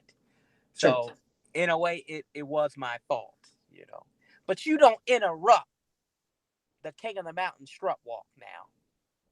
Everybody doing their dancing, carrying on. When I say it's my time, everybody watches and be envious of me. But he screwed it all up before I even hit the swirl. Damn shame, Chase Bridges. And if you see throughout the match in the Rumble, ever since that happened, we were going at it quite a lot. Sure. I may not ever get to wrestle Chase Bridges, but I get to say that we went back and forth throughout the Reunion Rumble 2018. There was another man, individual, who you went up against during that Reunion Rumble as well. Somebody who I know you like to brag about the fact that you got the chance to eliminate him from the Reunion Rumble. With an Al Kabong of all things. That being, of course, the one and only Cage. Everybody's favorite. God Lee.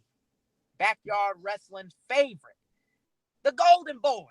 The Pioneer. Himself. As good as Cage is. Yep. He stepped in there finally with Nevon McDonald. And through all the people who tried to eliminate him, they couldn't do it. But all it took was one El Kabong from to seal his fate and ride out of the Rumble. And I was happy about that. That is a big achievement for me, to be able to say I did that because, he's the man. And I was happy that he did that for me, if I'm being serious.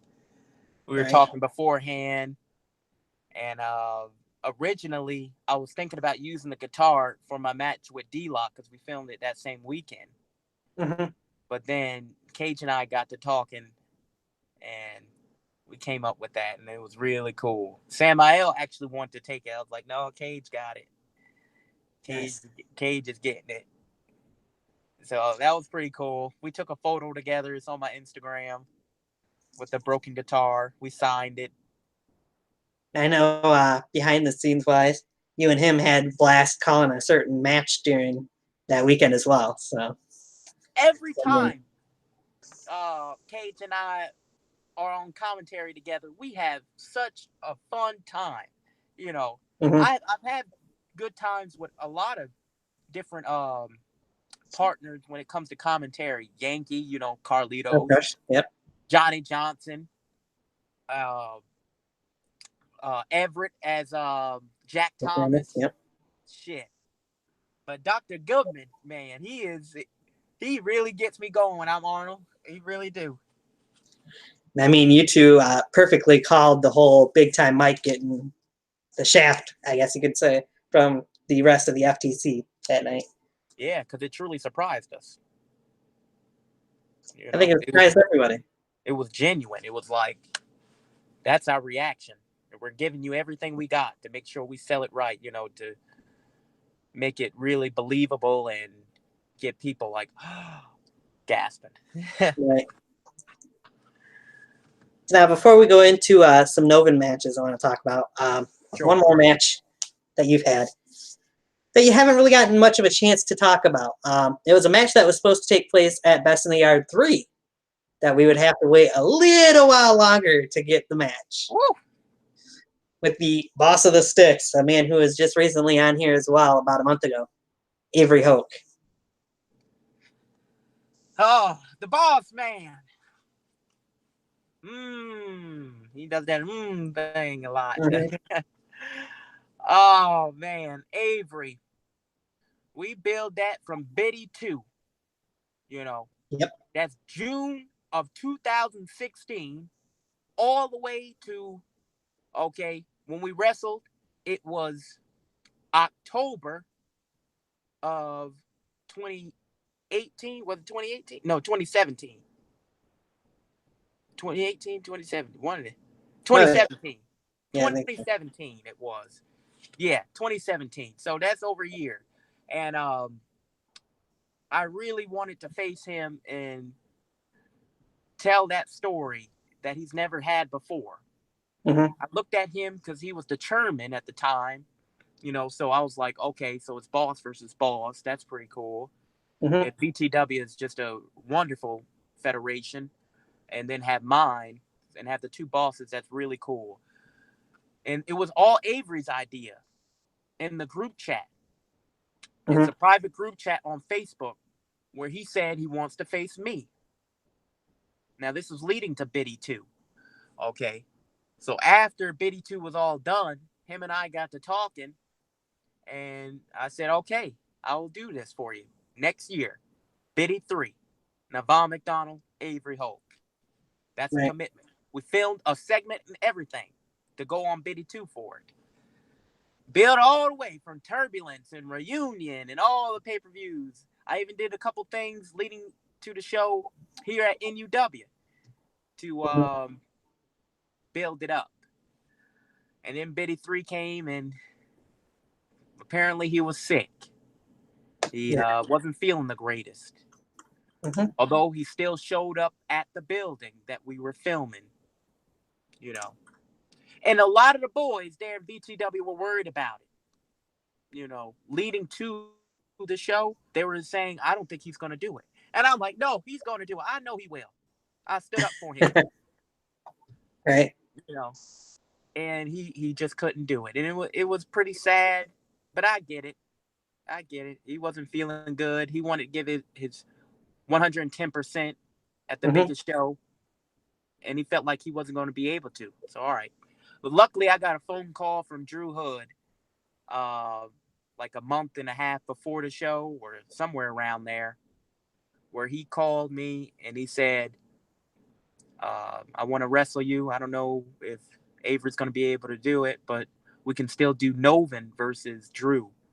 And if Right. Avery is going to do it, it'll be Nevon and Avery. I'll have 2 matches on the show. Mm-hmm. So I was happy I got that call from Drew. Right. He was another that I wanted to face, of course. So it was really cool. Yeah. So you finally got to do the match. What was your opinion of the overall match? And then, of course, at the end, you got the victory, but Avery kind of got the upper hand on you after the match was over. Yeah, that's a fact. It was a lot of excitement going into it. Mm-hmm. Turbulence. And Avery wanted to prove all the doubters wrong and clear his name, because a lot of people was talking bad about him after Biddy 3, whether he knew it or not. Right. He lost some respect, and he wanted to get that respect back. Mm-hmm. And finally had this match with me. And on those vindications leading to Turbulence, I was shooting. I was letting them have it, Right. And we finally had the match. The crowd was hyped. One of the most hyped matches, man. They was hyped. I'm just thinking about it right now. They gave me all that heat. Avery came out. They giving him all the praises. He had his baseball bat. Man, that shit was awesome. Because I used to watch Vindication, before going to Biddy 2. I went to see what VTW was all about. And I would see Avery come out with his truck, his pickup truck. Right. I became a fan of him, literally. I did. Mm-hmm. I enjoyed the boss man character. Something about me, I always loved those authority figures. And he was running the establishment at the time. And, Mm-hmm. he ain't the greatest wrestler. We all know that. But he'll come out there and he'll do what he got to do to his best abilities. And I respect Yep. it. And he gave me everything. I say that was his greatest match. I ain't trying to be biased, but I think that was his best match performance that he's ever done. Yeah, I think I'd have to agree. Yeah, we went a decent amount of time too. Mm-hmm. So, and on top of that, the weather wasn't on our side. It was pretty slippery in the ring. Right. So it was pretty cool. It was very satisfying to wrestle him. Man. Yeah. Gunshot says, "Oh yeah, I forgot to say thanks, Nevon, for following me on Instagram." You're welcome, man. And the Pitbull and Darkside are going at it a little bit. Pitbull says, "Can you even play the guitar? All the ones you've used, you must have learned something." Yeah, I can play the guitar over somebody's head. The Darkside would say, "I heard he likes to play the bagpipe, if you know what I mean." The bandpipe. The bagpipe. Bagpipe. What are you trying to say? Which Pitbull would say, "Ha ha ha, bagpipes." We'll see if the Darkside answers your question to that. Darkside told him, "Don't laugh at my joke, Pitbull. You and this windbag bastard can both suck an egg." Oh my gosh. He bet not even start. Okay. The Pitbull would counter with, "Oh, Darkside, you really need to shut up before I come kick you in the face. Keep talking like that to me, boy." I hope he doesn't. I hope he doesn't. The dark side needs a good ass whipping, and the next time I see him, he's gonna hear a lot from me. You better believe that. I ain't gonna be able to. I haven't been resting good ever since he won that fucking. You know what? I'm not even gonna start. Mr. Awesome says, "Nevon got that unfinished business with Avery and others handled. Now, how about D'Lo Smith?" D'Lo Smith, cousin D'Lo, prime time. I love D'Lo. I do. I really do. It's just, sometimes we have the love-hate relationship. He comes from the Smith side of the family. And I feel like sometimes the Smith side look at the McDonald's as the loonies, And D'Lo, I remember being on this show with you, and it was my favorite one yet, that doesn't involve me, about being a guest. Right. And surprising him in that genuine reaction of, like, he's definitely shocked, and a lot of nerves is going through his body because he was talking a lot of shit. And I'm glad you gave me the damn link to get up on there and let his ass have it, because I sure did check him too. I would love to wrestle D'Lo Smith at least one time. He is on my list for sure of 2019 to step into the ring with, family versus family, because I never faced a family member. So that'll be pretty interesting story to tell, Yeah. Mr. Awesome says, "It needs to happen. The build is there." Yeah. It He is. has recently was tweeting back and forth with me on Twitter, D'Lo was. He's wanting his chance back on here again without getting interrupted. Well, damn, what he That gonna would do? happen. What D'Lo do? What he been doing since he been on the show? He ain't been doing much. That's true. You just can't come on the show. You ain't been doing nothing. You ain't got nothing to talk about much. You got to be able to show something, Agreed. And Gunshot asked a question that I'm surprised it took this long for somebody to ask. Nevon, what are your favorite types of cookie? My favorite types of cookies? Yep. Oh, I love me sugar cookies, snickerdoodle cookies, macadamia nut, chocolate chip. Those are my favorite cookies, I think. Yeah. Nice. Peanut butter cookies. Love peanut butter cookies. Oh, the Girl Scout cookies.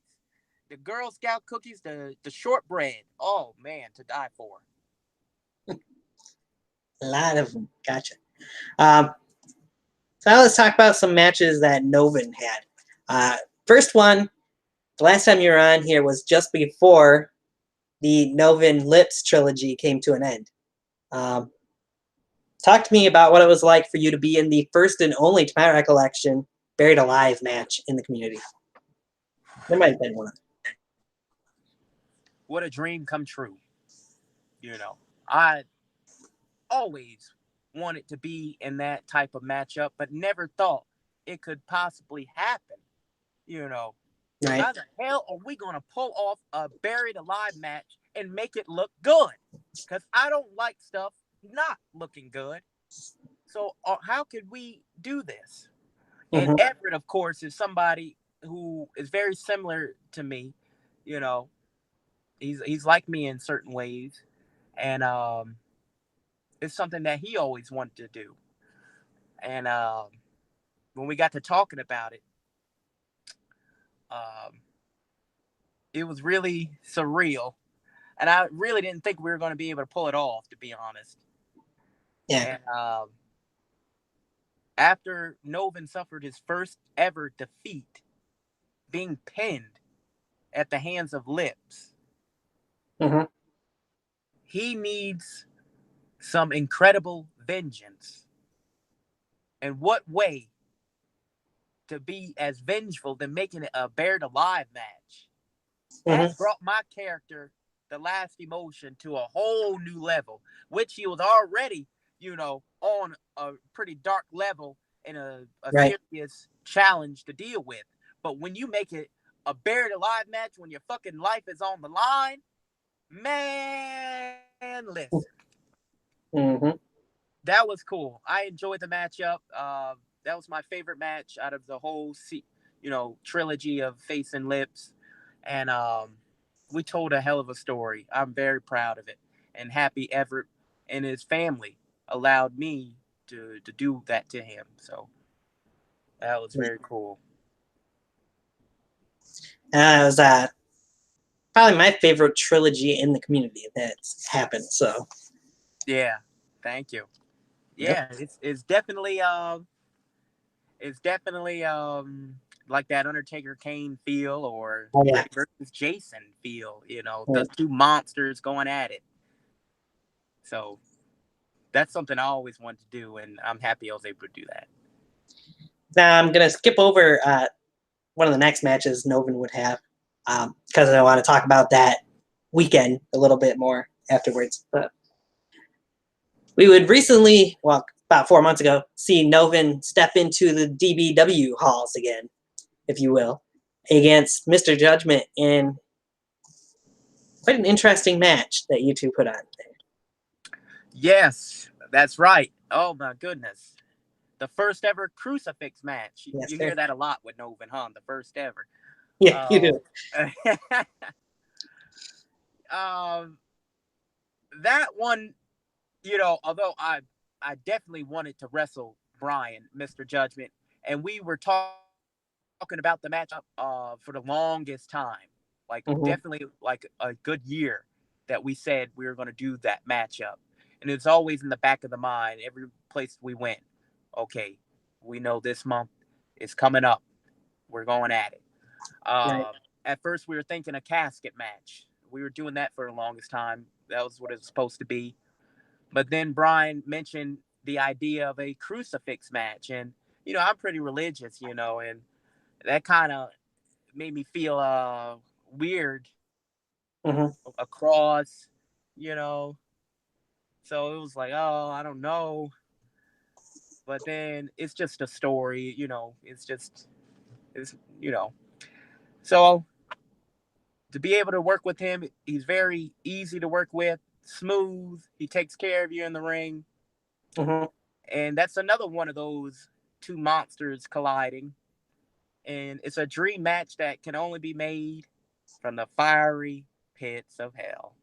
And we were able to pull it off, and everybody was so into it. Everybody there, they had their eyes glued. You hear me? They Hmm. There was at times when they weren't even saying nothing because they were just so like astonished. Right. You know, I felt it. I really felt the good vibes, and I had a lot of problems going on mentally with wrestling during that time, but that really boosted myself up to where I needed to be. And to be able to get that victory over Mr. Judgment, where I Hmm. know a lot of folks can't say that they've done that, is another step up for my last emotion character for Novin. So, Yeah. It took two Alcabongs to bring that guitar, and then of course the second Last Right's Tombstone leading into the yeah, that's victory. one of my favorite last rites tombstones for sure. That second one I gave him to finish him off. That was one Hmm. of my favorite ones too.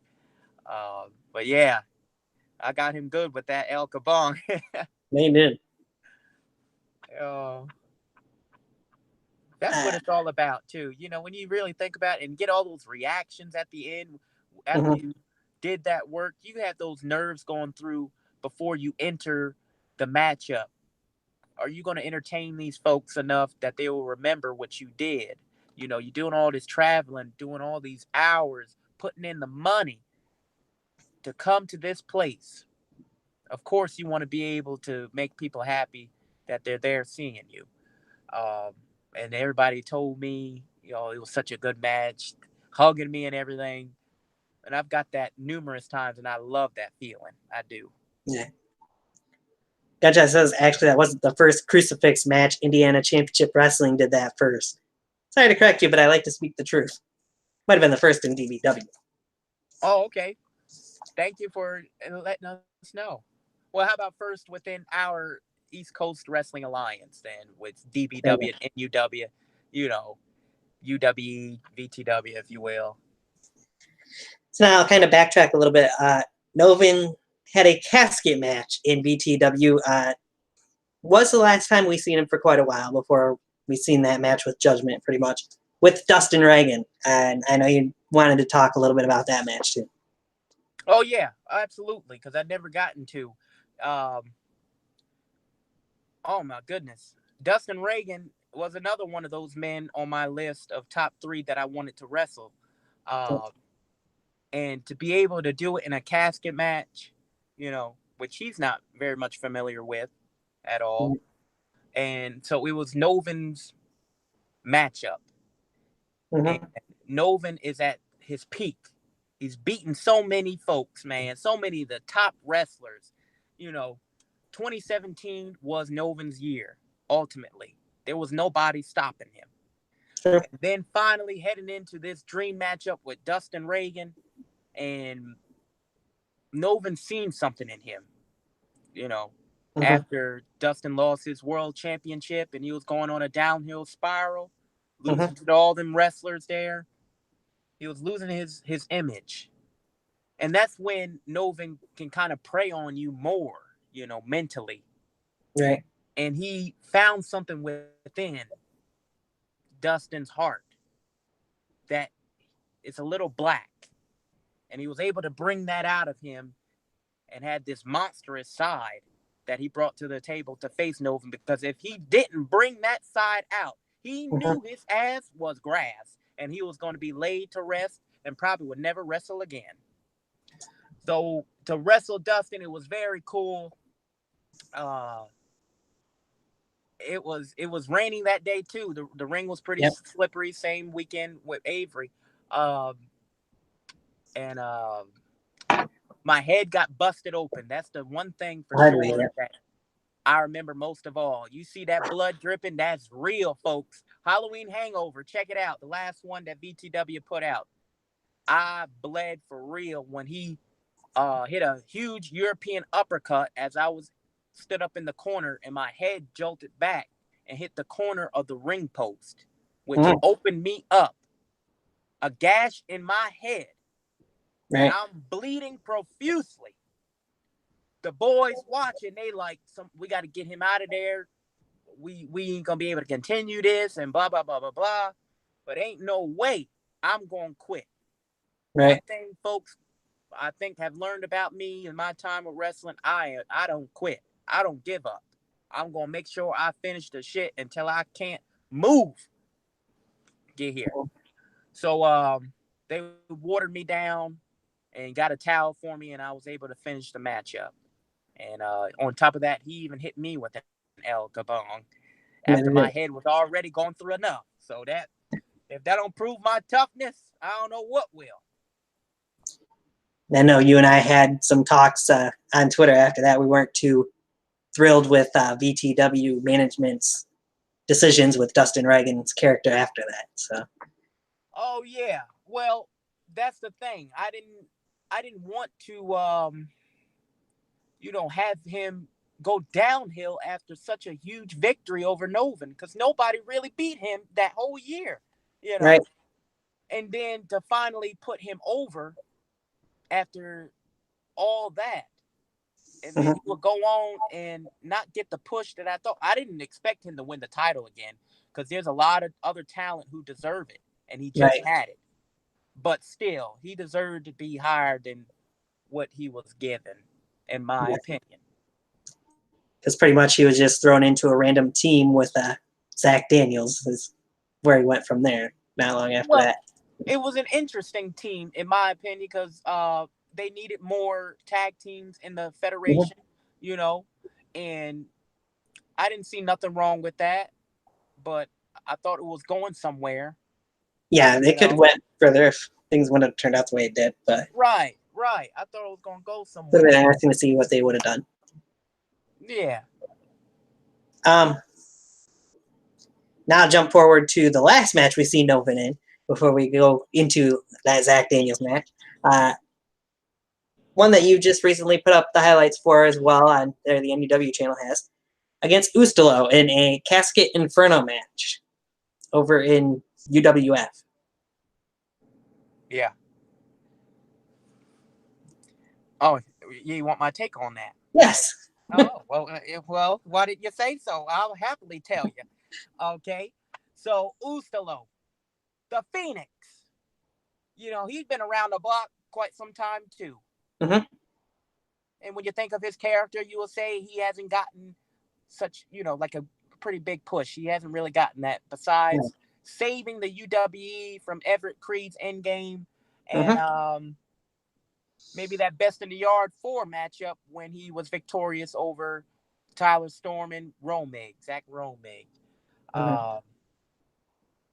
But he really hasn't gotten the push, really. And the man really has been asking for a match with Novin over a year with me, literally. That's a long time. Yeah. And I could never do it. And he has shown his dedication to NUW by coming. And I really appreciated it. So I said, you know what? I'm going to put you over. I don't have a problem putting people over. I'm not selfish. In wrestling, sometimes, you know, you got to be selfish sometimes. But then there's times you don't got to be, you know, when you are at that level. And you know you're going to be the shit regardless, you know, win or lose. So I was happy to be able to put him over. And we had a pretty good matchup. It was getting pretty dark, so we had to wrap it up. I know he wanted to do some more, as did I. But for what we did, it was a good match. And now I know that was a first time ever. Ain't nobody else do that shit. Ain't nobody else do an infernal casket match, setting the casket on fire in order to win. Man, get out of town. But he had his mistress that, what's her name? Adar. I believe her name is Adar. And when Novin was going to take it home, read him his last rites, that's when she came in. It stunned Novin, took him by surprise, and that normally doesn't happen. Sure. And she was lucky that she didn't get choke slam all the way to hell outside there. Because I really did grab her by her throat. Yeah. But yeah, he ended up winning. I was happy to put him over. I'm sure that's probably the last we see Novin for a while. But it ain't over. Of course not. Mr. Awesome said that was his last big thing, mentioning Dustin Reagan, and he was in limbo till he was done, pretty much. That's how he felt. What did he say? I'm sorry, I didn't catch all of this. That was Dustin Reagan's last big thing, having the casket match victory over Novin, and then he was in limbo pretty much till he was done. Gotcha. That's how he felt. Yeah, that's right. He was pretty upset how he was being booked and all too. That's what made him end up leaving. Right. And he also said, concerning the Casket Inferno match, nobody set a fire like that either. Right. Yeah, that's a fact. And I truly thank Mr. Awesome for creating the highlights for that matchup and for all the highlight reels you've seen as of late on the NUW YouTube channel. So I appreciate that very much, man. Happy to have you on the team. Yep. Gunshot wants to know, quick question for you, Nevon. How did you meet the dark side? I met the dark side in the fall of 2015. Okay. And the dark side and I, we were texting on, what was it? There was an app called something. It was a texting app. I can't remember. People don't really use it nowadays anymore. Right. But it was on there, and we were talking. He seen one of our videos. He commented on it. Where we based at, and we told him, and we got to talking from there. And he ended up making his debut like the next day or so. And I was a little worried about his finisher because he was telling me some things of what he does. Um, and that finisher of his, the Twisted Mind, Mm-hmm. that pile driver was done by Shadow Grim on Jordan back in the early days when we first got the ring. And Shadow Grim really messed up Jordan with that move. So at the time, I ended up banning it. I didn't want that move to happen. And Kelly, he wasn't all, he didn't like that too much. So he would let me know that. And it left a bad taste in my mouth because you are just arriving here and you telling me, but I had to see him first and to see if he can pull it off. And he definitely did. I even wore a shirt that said "Respect My Authority" on it that day. I'm so happy to have him a part of the team. Without him, shit, things would be different for sure. If I never met Kelly, and if Kelly never met me, things will be different for the brand, 110%. He's the editor. He's a great contributor, the best actually. Let's definitely say that much. And I'm so grateful for him. Gotcha. That's breaking kayfabe because in character he's the worst of the worst. I hate him with every fiber of my being. I wish I never met the bastard. He deserves to be somewhere in a ditch and stay in there in that hole to never to return. Right. So now let's talk a little bit about best in the yard for. So let's first talk about the match that everybody did see, which thankfully we got a better quality, I guess you could say in a way. We got commentary from you guys, had a couple UWE guys do commentary for the match between Nevon and Zach Daniels. Walk me through kind of the setup of that match, which was amazing in my opinion, the vignettes that we've seen for it, and then the whole match, how it turned out, what you thought about it, before we move into more stuff from that weekend. Okay. After Biddy 3, I was going through my mind. I was going through it like right then and there. Who am I going to face next year? Right. Who could I have a possible dream match with? Who is somebody I never stepped into the ring with and is very much worthy? Zach Daniels. So I asked him on Facebook if he wanted to face me, and he said, hell yeah. And if he could have, he would have faced me at Biddy 3. That's what he told me. Yeah. So when it was time to go there, we had plans of doing the whole storyline different, than anybody else. Because we like doing stuff like that. That's different.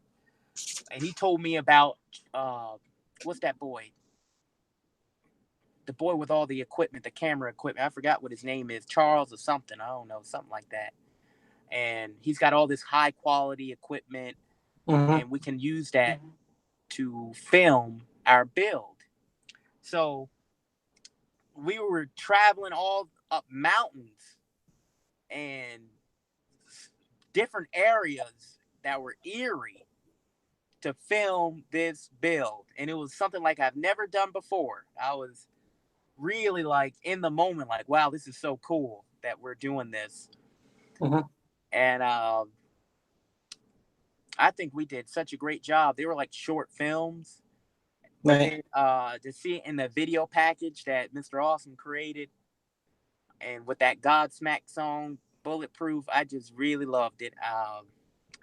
It was really special. And then it was time for the matchup, of course. We didn't plan much at all, I'm telling you, because we were filming, doing commentary, getting ready for our match, you know. So we didn't have a lot of time to discuss the match. Mhm. But we still went out there and we practically stole the show. So I agree. uh, I enjoyed it. I had fun. And Tombstoneman Kirsten, good God, that was a lot of fun too. She's got another bitty moment Yes, she did. after Yankee Power Bounder, then Novin Tombstone her. Damn, oh damn, she better stay away from the ring. Yeah, pretty much. But the funny thing is, she hit that switch, and that was the move that first defeated Novin.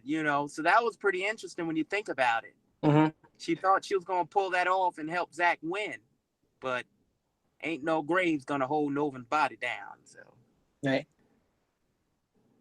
I'll get more into that weekend in a minute. Gunshot says, "Hey Nevon, there is a pretty good company out there, or if you ever heard of it, but you should definitely check it out. It's called FBW. oh, I The don't think. company he works for, I think. Oh, I don't. Okay, I'll have to check that out. I believe there was an FBW with Drew Hood created back in the early days. If I'm not mistaken, he created like a small little thing. Yeah, I think it was called FBW, to be honest. I But believe it was too. So Best in the Yard 4. You gave me a little insight into something that nobody knows about that took place that weekend. Uh, so I'm going to spill the beans here. Arnold McDonald actually had a match recorded that weekend against TJ Sakara. What the hell happened? Why did we yeah, not do this? Arnold McDonald made his debut, and I'm all for storytelling. That's what I do this for. Great Mhm. stories to tell. That's what I love. The entertainment part. Of course, I love the wrestling too, but the entertainment, it's just nothing. It's like nothing else. So Arnold McDonald and TJ Sakara, they got history all the way from Proving Ground. Right. And TJ, just out of the blue, was so disgusted that Arnold McDonald decided to interview Paul Peterson, the newly crowned Proving Grounds inaugural champion. Okay. And he was upset that he wasn't interviewed. All right. So we take it all the way to Betty 3. Yep. After so many hashtag fuck Arnold on Twitter, Yep. he grabs Arnold out of the crowd and power bombs him through Jason Walker, in which Arnold McDonald broke the streak of Jason Walker. I'm saying it Yep. to this day on February the 26th or whatever the hell it is of 2019. Arnold Yep. McDonald broke the streak. Agreed. um, and so yeah, it was still going on. When TJ would make his way to NUW and Arnold would be on commentary, he would side against TJ. So it was a lot of history building up to it. And TJ came to me and asked me, "You want to do this match?" Mm-hmm. Arnold, TJ. All right, I'm all for it. And it's just different for me because I never competed as Arnold. And I know Arnold is not a wrestler. So I had on these high water sweatpants, you know, and some sneakers, uh, a white beater, and I went out there. And TJ, he really did a number on me. But then there was times where Arnold, he would get the upper hand out of nowhere, and he would connect. I remember I was on the first rope and I hit a double axe handle, and it was one of the worst double axe handles you will ever see because I knew Arnold he wasn't supposed to do it right. Right. But then the crowd was like going crazy, like, "Oh, he's got a chance!" And I went for the cover and he kicked out. I remember him power bombing me onto like a 25, what was it, like 24 pack of water on the outside because he's the body bewilderment. Right. And but anyway, I got the roll up and I won. Arnold McDonald won. He won. He did the shocker of the night. So not only did we miss out on a Dustin Reagan match that was actually recorded that weekend, but we missed out on Arnold versus TJ. Jeez. It was really something. It was so entertaining. I'm not used to that being Arnold wrestling. So the way he was punching, he was like bowling up his fist like this, and he was hitting him like this. It was different. I liked it. I'm so happy TJ did that for me, and we were able to do that. But it sucks that people didn't get to see it. Right. Mr. Awesome says, hashtag streaks alive still. Oh my Jesus, I wish I could have seen this. Arnold with his afro. Gosh, that was... And he ran into the crowd, too, after he won. Like he won the world title. He was celebrating with everybody. He was so ecstatic. And D'Lo Smith was in his corner, too. Cousin D'Lo. Ah, nice. Yep. It's pretty interesting. Yep. D'Lo would have his fist up, and Arnold would be punching his fist like he's training. Yeah. That's cool. Mm-hmm. We didn't get to see any of it. Jeez. So speaking of Arnold, he's been absent from NUW programming. Where has Arnold been? Oh, Arnold is very sick. He's very sick right now. He's got the mad cow disease. Well, that's what he got. Johnny Johnson says. I can't help but laugh at that. Oh my gosh, Arnold's sick. They even put that on the Twitter page, the Backyard Wrestling one. That popular page. The BYW contacts, out of context. Yeah. He's mooing. Yeah, he's very sick right now. But you never know. The McDonald's, they don't always stay down. They get back up. You'll see Arnold doing his thing again in the future, near future. Right. He got sick, cooking up the neck bones now. Them steaming pot of neck bones ain't no joke. You got to make sure they cook right. True. Should have mentioned this earlier. Kind of skipped over it. Interesting. We were talking about Avery Hoke earlier. And one thing that Avery mentioned when I had him on here a couple weeks ago, or a month ago, was that one of his dream matches that he still wanted to have was a triple threat match where he would be facing you and Everett Creed. What was your take on that? Oh, people in hell want ice water, but that don't mean that they're going to get it. True. He can want the match all he wants, but I don't see that shit happening.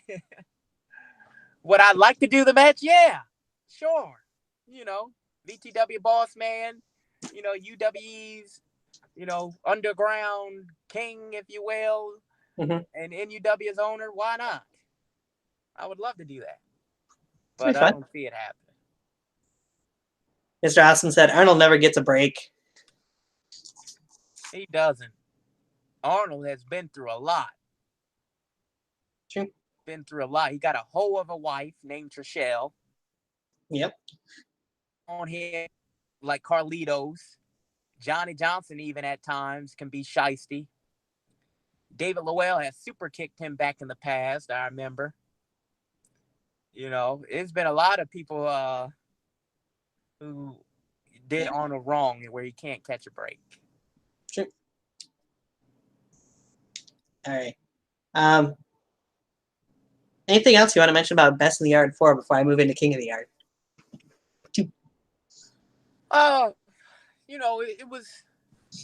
It was pretty disappointing to have the live stream go up like that, where they rushed it, and without any commentary.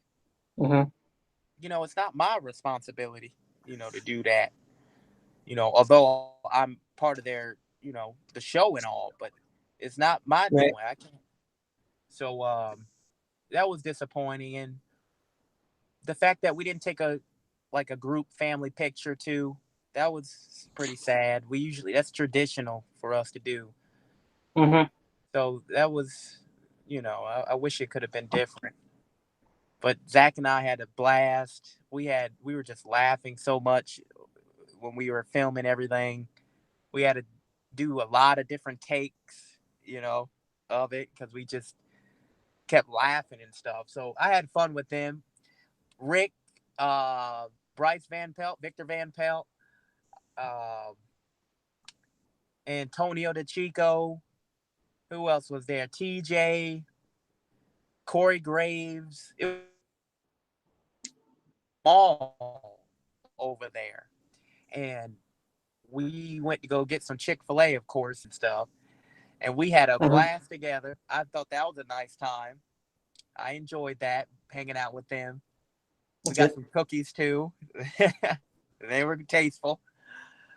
Um, yeah, so I had a good time with them. We took a photo there, but not everybody was there. So, but for Yeah. what it was worth, it was all right. But it's sad that it came to an end like that, like the Mm-hmm. whole thing, because I Right. feel like that was the end. As painful as for me to say, because I had such a good run with them boys, Mm-hmm. for years.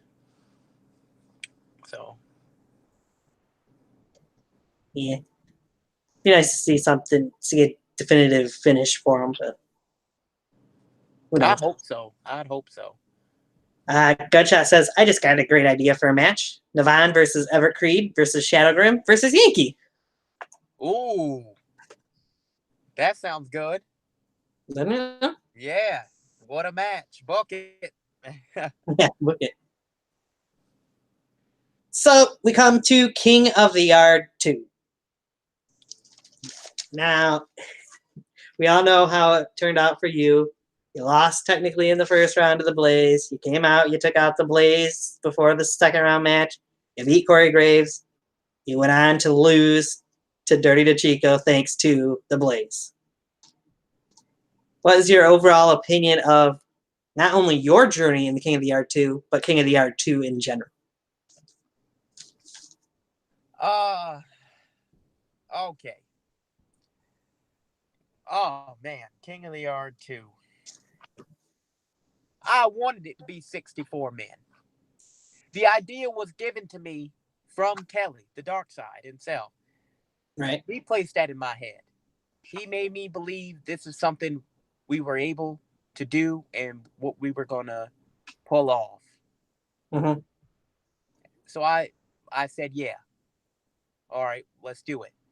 He's finding guys, I'm finding guys. We're reaching out to all these different federations and characters and wrestlers within those federations. And we reached over 64 guys. We got more than that. I can't even remember how much people that we had. Mm-hmm. But then as time went on, leading to the show, people are canceling like crazy, dropping out. Even the day before and the day of, people would drop out. And that really took a toll on me mentally going into the show, on top of the weather with the rain, Right. and we had to get a tent last minute. Thanks to Kelly getting it. Um, so it was very stressful, you know, Mm-hmm. and I really tried to get back into wrestling again with all that after my uncle passed, and I wasn't feeling the greatest with it. And I thought this was going to be good, but we had to drop it down to 32. Of course, I made the excuse like, "Oh, you don't deserve it, folks. Getting 64 men, something that you Right. never seen before. The crowd don't deserve it because they treat me so bad.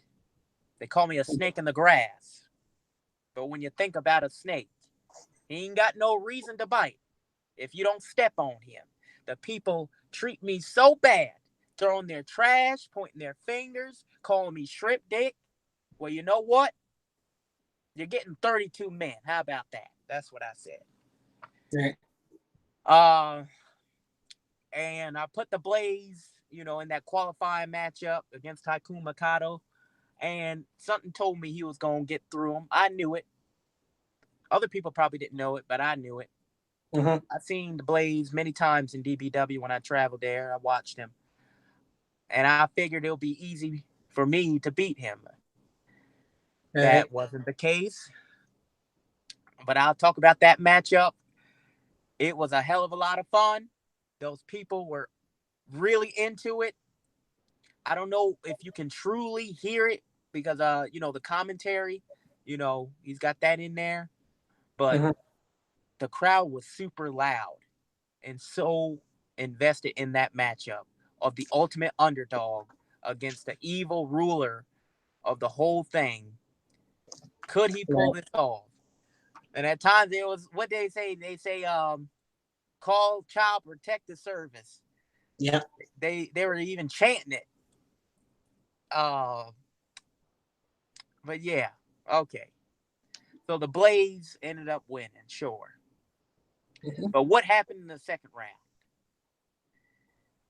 You took him out. Ended up getting pulled out. Yep. And he was taken out of the whole thing. The Blaze doesn't deserve that position. It was never meant for him to have that position. The boy don't even deserve to be Prince of the Yard if there was such a thing. He is up out of there. It was my place, so I took it back, damn it. And I went in there for the first time ever with Corey Graves, which was another, dream match, if you will. People never thought they'll see that, but they got to see it at King of the Yard too, and that's what I liked. And Right. Corey, hell of a competitor. First time there at the slaughterhouse, but I was too much to handle, too smart for him, and I beat him 1-2-3 with the World Tuner. Mm-hmm. I was feeling good. I was feeling really, really good. I was feeling myself. I was like, there's no doubt in my mind. Nobody is going to ruin this for me. Even though I got such a huge obstacle in front of me in Dirty to Chico, it still didn't bother me. But Dirty ended up, thanks to the help of the Blaze, of course, taking the victory. And I was just so beat up. But I took a lot out of him, too. If you watch that matchup, I really did a number on Dirty to Chico. Sure. And it don't matter how big you are, you'll still get put down at the hands of the king. Right. And Dirty, he actually suffered like a cut right above his eye after one of my big boots to the face. I don't know if it was visible, but we went out to Applebee's after that, and he showed me like it's very noticeable. I did that to him, so it's a war zone when you get in there with me. Yeah. King of the Yard 2, it was something special. Of course, it had its stressful times, but overall, I'm happy with the matches. I'm happy with the performances of everybody in there. Victor Van Pelt and David Lowell and Chaz Evans, all his matches. Damien, Shadow Grim and Scorpion, awesome match. Darkseid and Zach Cobo, I remember that one very much. That was really good. Mm-hmm. And I was happy to see Zach kick out of the Twisted Mind too, which you don't. Well, he didn't kick out; he put his foot on the rope. Yeah. Nobody that's that much. So. People don't do that now. That is normally over with. So I like the unpredictability of that. Right. Watching all these matches, I didn't know how they were going to pull off the match, but I knew who was going to win, of course. Mm-hmm. So yeah, the Darkseid winning. If I'm going to speak out of character, it's very much well deserved because he's never won like anything really big, besides the Continental title. He hasn't gotten that push like that besides beating me, So I looked at it as this is somebody who puts in the work, who is dedicated, who would put money involved to better the brand. Mm-hmm. He'll do anything, I feel like, to help. He creates the stage that you see, you know, he deserves it. Although, there's times where he has short feuds with things when somebody ticks him off, Yeah. you know, because we're all under a lot of stress. And sometimes he is very vocal with things. He's not afraid to speak in his mind, and that rubs people the wrong way, the way he puts his words. And a lot of them thought like this was his decision on winning the tournament. Like it was like he booked himself to win. No, that wasn't the Yeah. case. I'm telling you here on this Q&A, this was my Mm-hmm. decision, and I stand by it, and I still to this day stand by it. He is well deserved with the King of the R2 victory, being up there with Cameron Jackson. Right. You can tell he's very proud of it too. I mean, just look back at the recap show I did last Monday. He was wearing the cape and the crown for the whole show. So He damn sure better be proud of it. That's a huge accomplishment. Beating all them folks, getting all the way to round 5 in the finals, and mm-hmm. and pulling it off. Only one other person can say that. Right. A big accomplishment. So what did you think of the finals match? And of course, we see you make it into a no disqualification match before it starts. What did you think of the outcome of Darkseid and Dirty? You know, The match for them? oh man, you're gonna make me get in the game. But no, listen. The no disqualification match, it is now that's another unpredictable thing. I like doing stuff like that where people are not a easy to predict things, of course. And Mm-hmm. that whole tournament I thought was pretty unpredictable with a lot of stuff. Yeah. So I felt like Kelly and I should pat ourselves on the back with that, especially being under pressure with so much and all the cancellations last minute. Mm-hmm. To still be able to pull something off like that, how we did, I think that's an achievement. Um, Right. no disqualifications. Okay, when you think of Dirty the Chico, he's got that hardcore background. I can't help but to think of him and Yep. Big Time Mike at Best in the Yard, too. Or Park Brawl. Yeah, and and of course Darkseid and all his hardcore matches. Let's make it Mm-hmm. a no DQ. Why not? Let them loose in there. And my character, of course, wants to see them beat the hell out of each other so bad that they won't even be able to be the same afterwards or really even accept the crown with whoever wins because Mm-hmm. they're so beat up. Darkseid has a history of concussions, at Right. that event. So that wasn't the case. And both of them were able to walk out and embraced and hug and all that, shake Mm-hmm. hands and whatnot. And it was a bad day for one Nevon McDonald. Okay, I Um, don't think I ever asked this about the first one, but I'm going to ask it about both.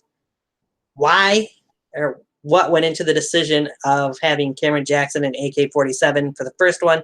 Same for having Dirty the Chico be in the finals with um, Darkseid for the second King of the Yard tournament. well, the first one, Cameron Jackson and AK. All right. So when you got somebody well known like AK-47 and he's traveling a hell of a long way, like from Alabama, he told me it almost took him like an entire day to get to New Oh, York. no. Yeah, that's what I remember him telling me. Mm-hmm. You can't have somebody as big as AK-47 traveling that far go under, in any round unless it's Mm-hmm. the finals. So that's what Right. I was looking at it as. And I already had in my mind that I wanted Cameron Jackson to win, for all Mm-hmm. the stuff that he's done in backyard wrestling. Mm-hmm. And he's put in that work. He travels all over the place. He got me into it with traveling. He would pick me up, and he's coming from an hour ways, and we'll go to DBW or UWE or this was before I was driving, and he puts his best effort in his build and his matches. So plus he's very entertaining. He's the man. So I was like, Cameron Jackson, AK-47. That's the finals there. So that's what Yeah. came about that. Plus his first time ever. Sure. And then, all right, so Dirty the Chico and the Dark Side. Well, I knew I wanted the Dark Side to win. However, I didn't know who was going to be in the finals with him. Mm-hmm. So there was some names that I was thinking of, Mr. Judgment. But then I got to think of, okay, Mr. Judgment already main evented Best in the Yard.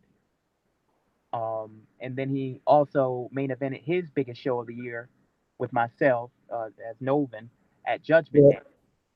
So I was like, no, not him. Um, Shadow Grim was another, but that wasn't gonna work. Victor Van Pelt was supposed to be the one to face him in the finals. Mm-hmm. Lead into it. He was. He really was. That was somebody Kelly wanted to face anyway. But Victor got hurt. And this is something people don't know about. He got hurt really bad. You know, he Really? he had an injury going on at Biddy 4 with his match with Ecstatic, where they had to wrap it up. You can see he wasn't right in that matchup towards the end of it. Mm-hmm. Um, and these problems would escalate all the way to King of the Yard. And so we filmed Dirty the Chico versus Victor Van Pelt.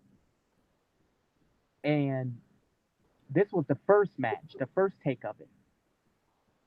Victor was supposed to win, and he did. But he got hurt suplexing Dirty the Chico, something he shouldn't have done in the first place because Dirty's too Oh, damn wow. big. So we couldn't even film Victor Van Pelt versus the Dark Side that day because of Victor's injury. So we put it off all the way to another film date and put the setup back up. It was Mm-hmm. not a sunny day, so we didn't have no tent either now. Uh, Right.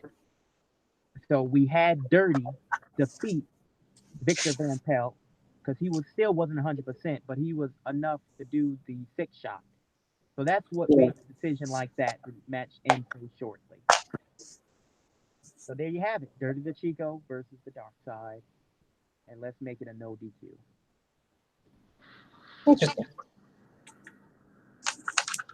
So when you get around to watching SmackDown Live, I'll just mention that there's 2 big returns at the beginning of the show. Oh, okay. I'm gonna watch it. Don't tell me yet. Yeah, I'm not gonna tell you. I'm not spoiling anything. Man, they've been doing such a good job this week. Come on, Monday Night I Raw. know. I ain't doze off or nothing. I watched that shit. Yeah. Of it. I was like, now this is what I'm talking about. So before I ask any last things about King of the Yard, KWA, aka Victor Van Pelt, as we all know, asked how many fingers can Nevon fit in his mouth. Victor Van Pelt. Man, you put a finger in my mouth just one time, I tell you right now, I'm gonna bite that shit off. You gonna have 9 instead of 10.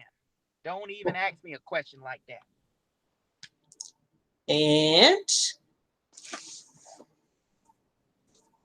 Gunshot wanted to know, hey Nevon, what is your opinion on Elite Backyard Wrestling and Austin Creed and Johnny Burns, all those guys from that company? Oh, I like them. I'm going to start watching them more. I'm gonna say I don't watch them enough, but Mhm. I like what they do, and I'd love to see some of them come over here to the slaughterhouse and have some more debuts because this is what we are all about over here. We love fresh talent and getting to display more people and getting their names out there. So I like it. Yeah, I know I had Kerry from EBW on my show. He's wanted me to get some of those other guys on here. I just haven't gotten around to it yet. So, but we'll see. Oh yeah, I like Carrie. He's good. Any last thoughts on King of the Yard 2 before I ask the next King of the Yard question? I don't think so. I think we covered it all. I just wish, it's in the back of my mind that yes, I wish we could have pulled it off the 64 man because once I say that I'm going to do something, and especially when I make it publicly announced, I damn sure want to do it. So there was some embarrassing feeling for me but we covered it up great and still pulled off a hell of a tournament. So I'll Right. leave it at that. Okay. King of the Yard 3. Do you think there would ever be a chance for it?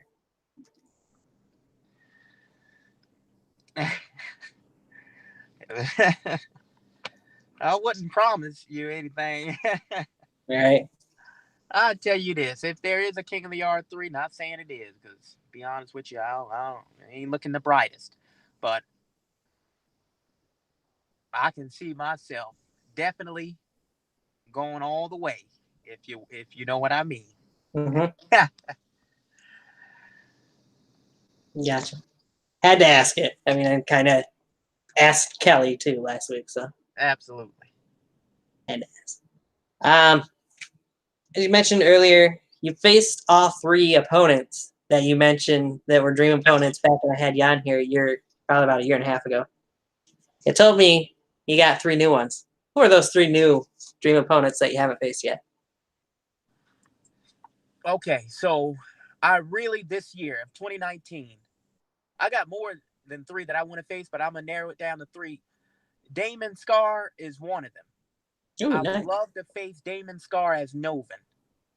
Okay, That'd Novin be is Damon interesting. Scar. Yeah, I really want to face him. RJ Carnage is another one that I would love to face, but as Nevon. Okay. I think that would be pretty cool. Either or, Nevon or Novin. And the third one, I really would like to face D'Lo Smith. I really want to face D'Lo Smith in a matchup. Nice. As Nevon, that for sure. Mm-hmm. Interesting. If I can name one more, Scorpion the Assassin. I'd love to face him as Nevon. Nice. Yeah. Um, That's my goals for 2019. Let's hope I can check it off like I did the last time with the others. there you go. Not many people, I don't think, I told you I'd have to look back, but I don't think that many people can say they faced their dream opponents since they were been on the show. So Yeah, face all of them. Yeah, I don't think so. There was a question you wanted me to ask during the King of the Yard recap show, which the Dark Side and everybody else kind of walked around and didn't want to answer. I told you I'd give you the answer from my perspective if you wanted it here tonight. Yes, sure. Let's hear it. What was the question? I believe I asked if you could pick the final 4 in the King of the Yard tournament. If there was a third one, who would be in that final 4, and who's going to the finals, and who's winning the thing? All right. And it could be anybody within easy pick the for me. BYW community. First one would be you. Number 2 would be Eli. Mark Williams, whichever you want to call him. He goes by Eli Shelton now in GLWA. Number 3 would be Cage. And number 4, well, how fitting. Drum roll. Brrr. How fitting he gave up a 4 for Cameron Jackson. 16. 16 indeed. Those would have to be my final 4. All right. And from there? I would say that for those final 4, it'd have to be pretty much the way I just put them would be the matches. You versus Eli, Cam versus Cage. Oh, so you want to see a rematch right there. I see what you're doing. Yes. But not in the finals. I don't want to wait till the finals to see that. I'd put Cage in the finals. Mm-hmm. Then comes the tough part. Whether I choose you or I choose Eli to put in there. Everybody knows how close I've been with Eli over the last year. It'd be a very good back and forth match, but I'd have to give it to Eli. Plain and simple. Eli was King of the Yard. Yes. However, he would be the one losing in the finals because I'd give it to Cage. Oh. Cage solidified himself as the man of BYW by winning the King of the Yard. Wow. Nice. That would be my final 4 down to the finals. I tried to get Cage, I tried to get him for King of the Yard too. I really did. I put in my effort. But he had an indie show.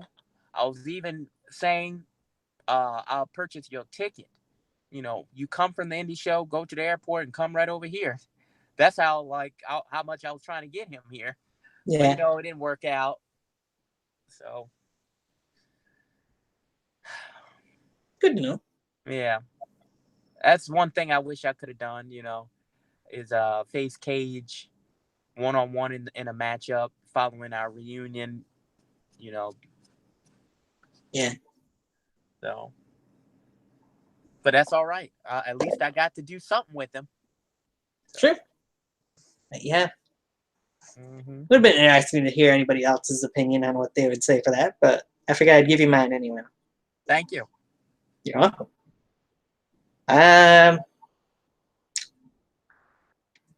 Any stories with the boys that you wanted to share as we get close pretty much here to the end of the show?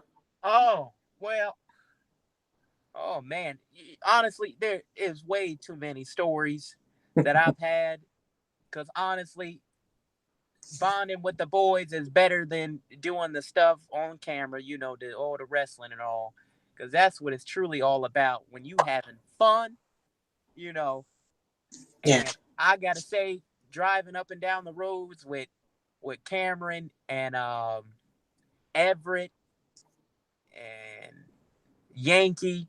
I remember like that story I told you with Rick and them. That was one. But on that same car ride, we were singing Wanted Dead or Alive up loud, Nice. I had my cowboy hat, We were feeling good, man. We were singing to the heaven tops as we ride and feeling the wind. That is something that I remember, and that was so special. I'm pretty sure you've heard so many stories on here with guests that you've had involving me in it, Yeah. And most of them are bad when it comes to, So it's not very good for me. I don't, with the shit at Biddy 3 with the phone call and them impersonating Novin, and I got to get up early and catch that damn flight. I ain't got time for this shit. They over here. I couldn't tell if it was Cameron, Kevin, or Drew, or Mike. I like, who the hell is this? I got them listening on the, and they're saying, what's that Tabitha? They're saying that line. And we're just going on, and we're just going back and forth. Just so many good times. And I had a good time with Evan Blake, too, who's another one on my list to wrestle this year. Evan Blake is definitely on that list of facing this year. And I had a lot of fun with him and Yankee in the hotel, and that's where the infamous line of "You want some cookies, motherfucker?" began. And I grabbed Evan's Chips Ahoy cookies and I shoved him all at Yankee in his face. That was a good one, I had a lot of good times. I'm so grateful and blessed that I was able to get to meet all these different guys. I never would have thought I was going to be able to do such a thing because I was so closed in with my own brand. I'm so happy I got to branch out and meet all these different people. Time in my life. And I sincerely hope I can do some more with the boys and creating more memories. Hey, just know, I know I can easily speak for the guys here. Anytime you guys want to come to Michigan, you're more than welcome to come to GLWA for a show. Oh, okay. Wonderful. Wonderful. Just get a hold of H2. He's in charge of that. Eli, he came up to New York, and I remember I had a blast with him. We met up in the city, and this is in Manhattan. And we just really we known each other for the longest time. He was with a friend of his. I forgot his name, Bro Beans or something. That's like his username, Bro Beans. He's like a bodybuilder. Very cool guy. We went and I shared the experience of being in Manhattan with Eli, so that was pretty cool. You'll see some things we filmed. I look forward to it, Yeah, we filmed some segments and things. Right. Oh, trust me, it's on the horizon. Good. Mr. Awesome does say now that Eli has been mentioned, as has King of the Yard 3, Nevon, if there was a When Worlds Collide 3, would you be down to swing a guitar or rise from the grave there? Hashtag NUW at When Worlds Collide 3, WWC 3. Yes. Good answer. Because I see, this is the thing. I like to check off things. The time is running out. You know, I'm going to say that. I'm not going to be doing this, for years to come. The time is running out. And I want to be able to say that I've done as much as I can and been to places worth going. Right. To be able to say I gotten to work with this person and this person and this person. That's what I've always liked to do. If I wrestled you already, chances are I'm probably not going to do it again. Unless we're in like a continuing rivalry that like Dark Side or something. But yeah, I would love to. I'm sure they'd all love to have you here too. They're doing shows Saturday nights now at 8 o'clock, so it's making it a lot easier for me to attend. So nice. I went to their most recent one. Now that they're considered indie promotion is what H2 is doing now. He's running it as an indie promotion. Oh, nice. So, yeah. But very nice. they'd still have the spot for you guys available to come down over to Michigan. And yeah, it's a great venue too. That place looks very nice and it's professional looking, and you'll see in the next couple of days that they even got a different ring now than what they used at When Worlds Collide too. Very nice. But yeah. All right. We had to get that out of there anyway. Absolutely. Let me see. Is there anything else that I'm missing from my notes here?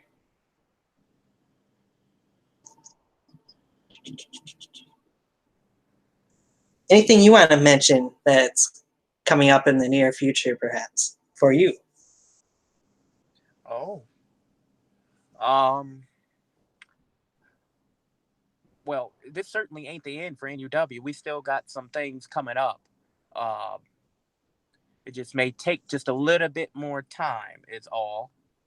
But it will be going up. That's something that I've always promised, that eventually stuff goes up. It's never lost like in other federations where there's videos that's gone,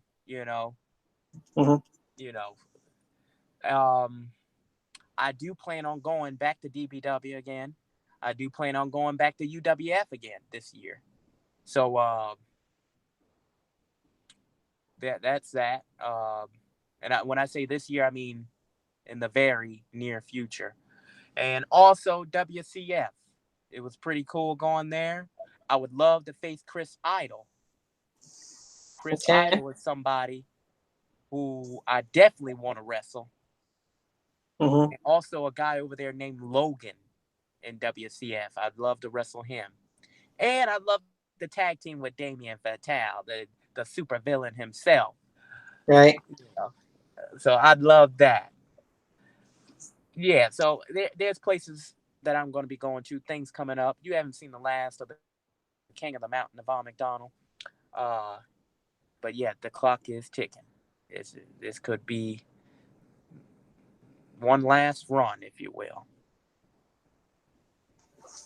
Gotcha. 2019. It ain't Let's just hope it's you know what I'm saying? It's not a lot of us left at what it was back then, Right. So I'm still hanging around. Yeah. When you look back at Best in the Yard 1 compared to Best in the Yard 4 and beyond. What was that? So when you look back to how active so many people were at Best in the Yard 1 compared to Best in the Yard 4 and so on past that. Yeah. It's not many of us here, Right. That's still doing it. But I'm still hanging around for them viewers, for the people who really enjoy watching me perform and do what I do to entertain them. That's why I'm doing it. And also I'm doing it for the fun of it too, because I have a passion for this, obviously, as long as I've been doing it. Right. So I think that passion overcome so much stress, that I've had. So Mhm. this is, but it's going to be weird when the time comes when I'm no longer doing it. Yeah. And a lot of these people think that I've gotten to know once you stop, you really don't see them folks no more that you wrestled with. But Mhm. I say we should still meet up. We should still make time to see each other when it doesn't relate it. You know, Yeah. that's my take. I'd agree. Mr. Awesome says it's ghost town these days. Ain't In it some sad? aspects, it It's kind of sad when you think about it. is. That year of 2017 was popping. Mhm. 2016 too. 2016, Mhm. 2017, those years, oh my goodness. The funnest times. Right. When all we wanted to do was meet up to wrestle Right. and to have fun. Indeed. A couple years later, it's a little Then, different. yep. All right. So I got a couple more questions. Sure. If Mr. Awesome or anybody in the chat room has any more, make sure you put them out there soon because we're going to wrap up here after those couple questions, if not. First one. Who would be 3 people still on your list that you'd want to El Kabong? Oh, wow. Oh, man. Jeez. Oh, let me just think for just 1 second here. Oh, my goodness. I'd love to El Kabong Adam Anderson. I think that would be pretty. I wish I had El Kabong Dirty to Chico, but I didn't have a guitar Yeah. that damn weekend for King of the R2. If you noticed, I didn't have a guitar. I had to go out to the I crowd know to grab a chair. Mhm. That was different, you know. Perhaps if I had my trusty equalizer, I could have won that. Perhaps. Yeah, if I can add Dirty to Chico on, yeah, let me add Dirty to Chico then. Okay. And hmm,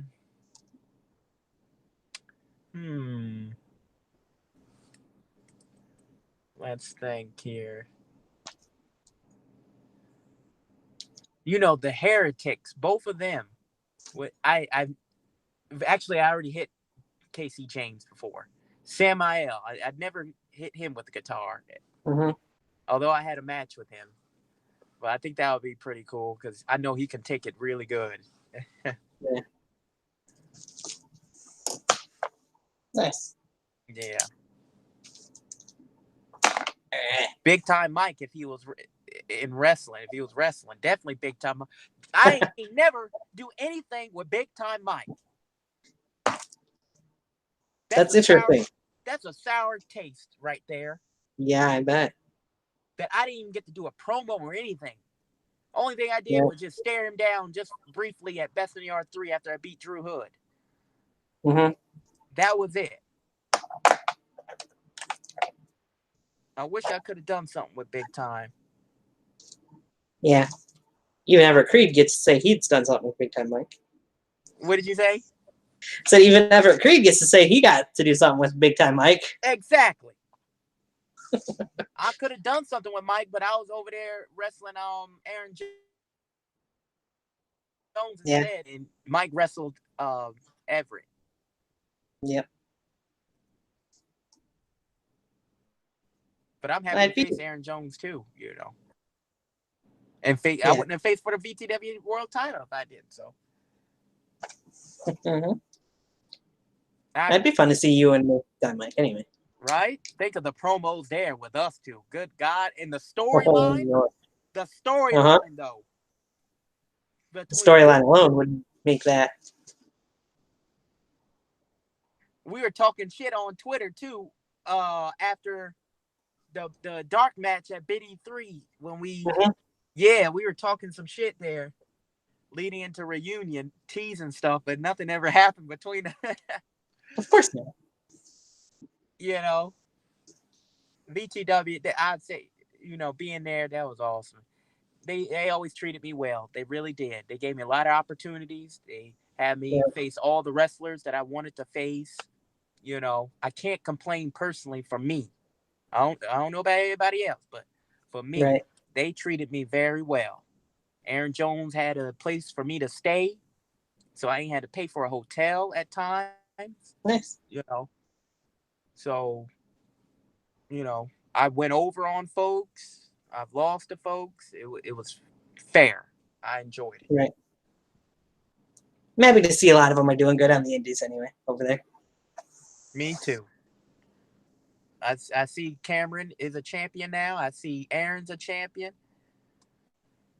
Uh, Skinny dudes with attitude. They doing their thing. Yep.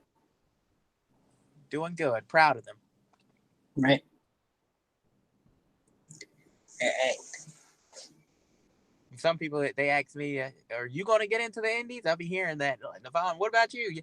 You going to go to the indies? How about you go to Grimm's Toy Show? What you going to do? Well, you know, when they think of yarders, Mhm. it's a bad look. They say I'm a proud yarder. I feel like I am BYW, to some degree, because I carry it with a certain level where it's really important to me. You see in my room, like I got a lot of photos of BYW moments. Mhm. When you look in somebody's room, sometimes you can tell how they are, what they're passionate about and stuff. I got a lot of my moments in BYW. That means a lot to me. So I'm a proud yarder. I don't know if I'm going to go to the indies. If I do, I probably would like to be a ring manager for one of the boys or so, Yeah. and help them some more get to the top of whatever company that they're in, because I know I can be a great mouthpiece. I wouldn't mind doing that if I got the opportunity to here. Right? I remember I went to Yeah. ECPW where Felix and Yankee and Mike Fresh and all them boys wrestle. Mhm. And I was a ring announcer for them for 2 different shows on 2 different days. And I was just doing it to help them out, but I didn't really like it because they had me be somebody that I'm not. So there Right. comes, the creative aspect where they want you to be something that you may not be comfortable with. And that's another thing why I enjoy BYW most, want and love doing this and not that. They had me as Ryan Stone Curtis. Who the fuck is Ryan Stone Curtis? And Right. they had me like Byron Saxton pretty much interviewing those people, being all intimidated and trying to like boost them up, but I didn't even know who them wrestlers were. Like, Right. and the owner over there, it is what it is. I just stopped going.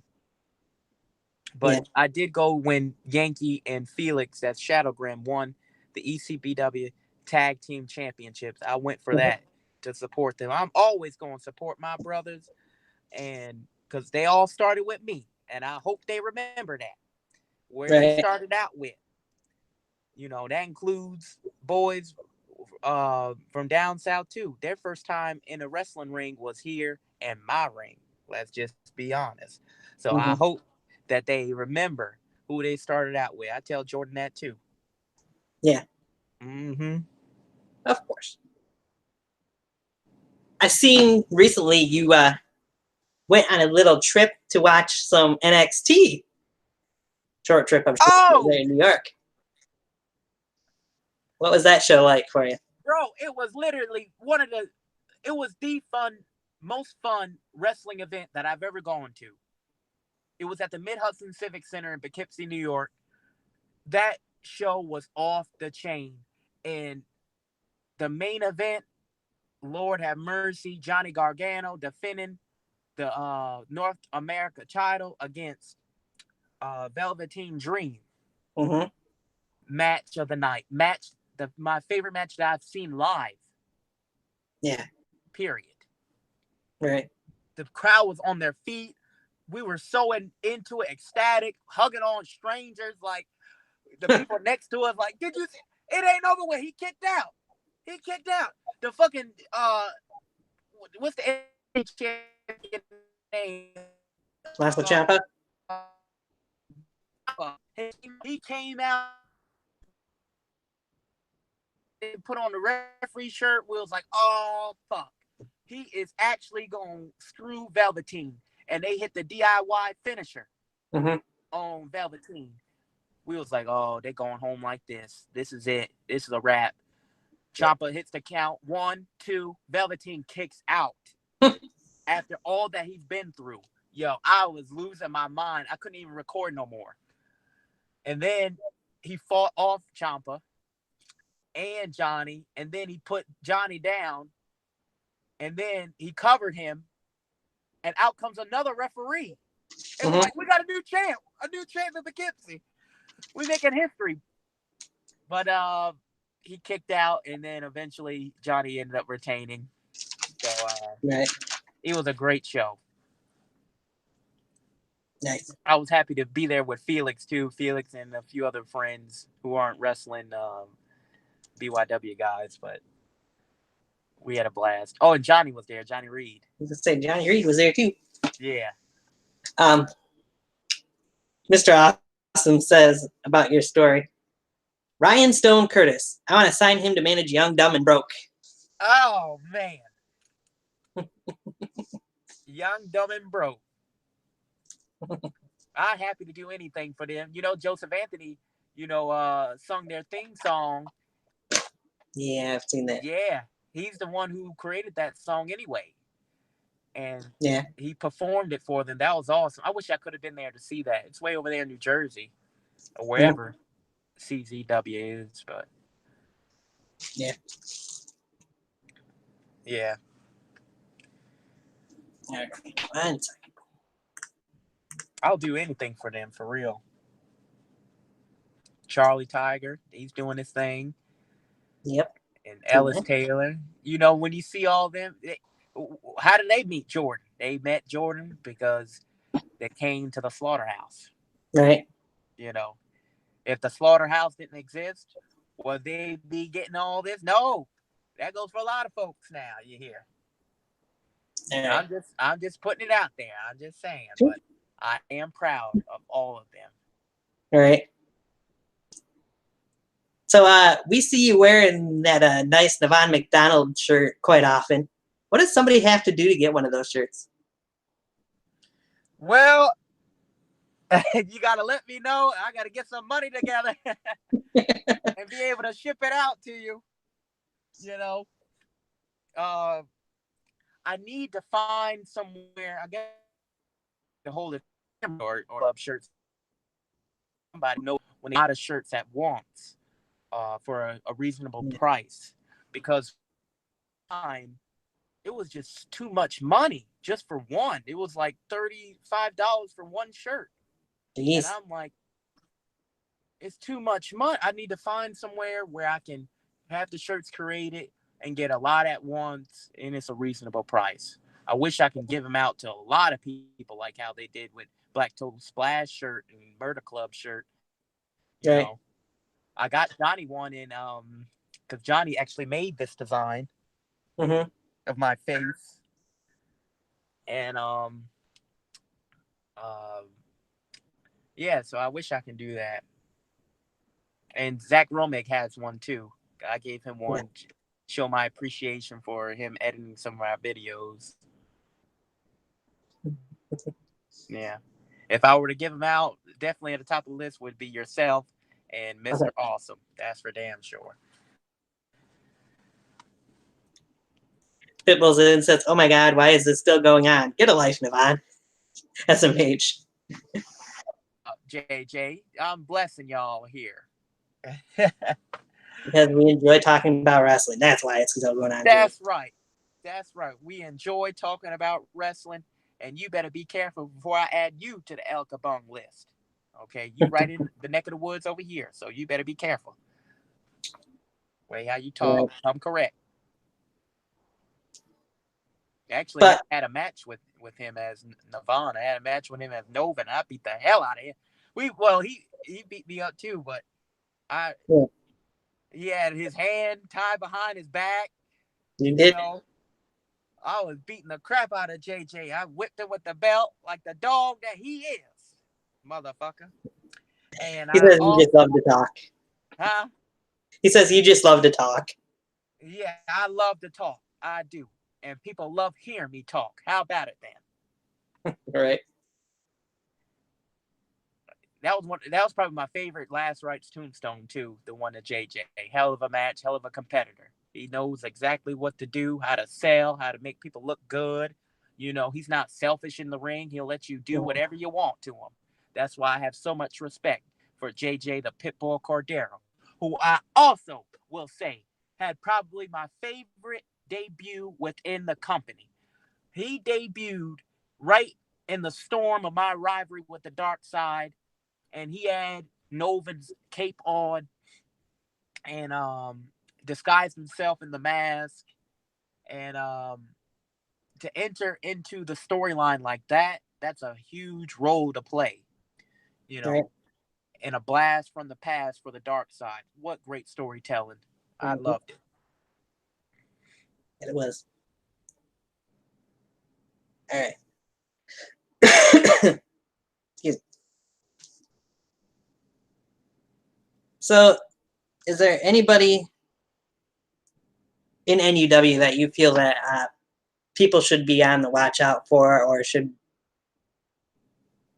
that you think will be getting kind of like a push, I guess you could say, in a way that we should watch out for in the upcoming season?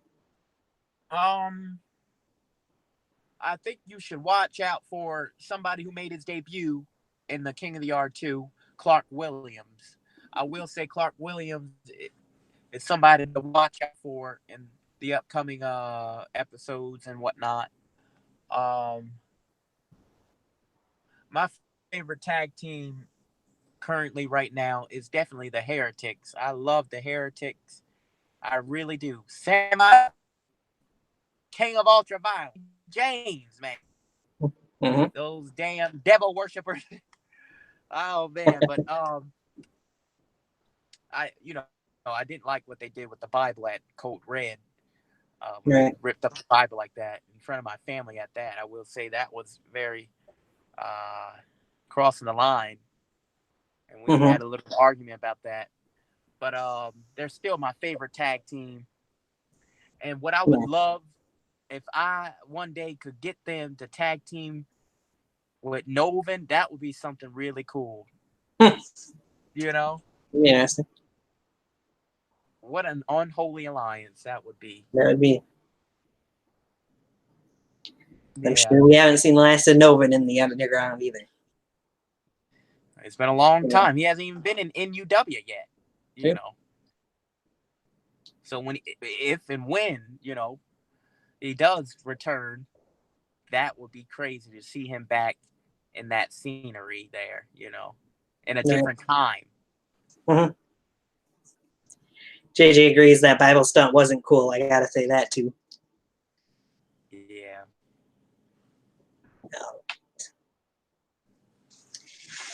So, any last thing you want to get out of the way before we finish the show, or as we finish the show? Oh, we pretty much covered everything.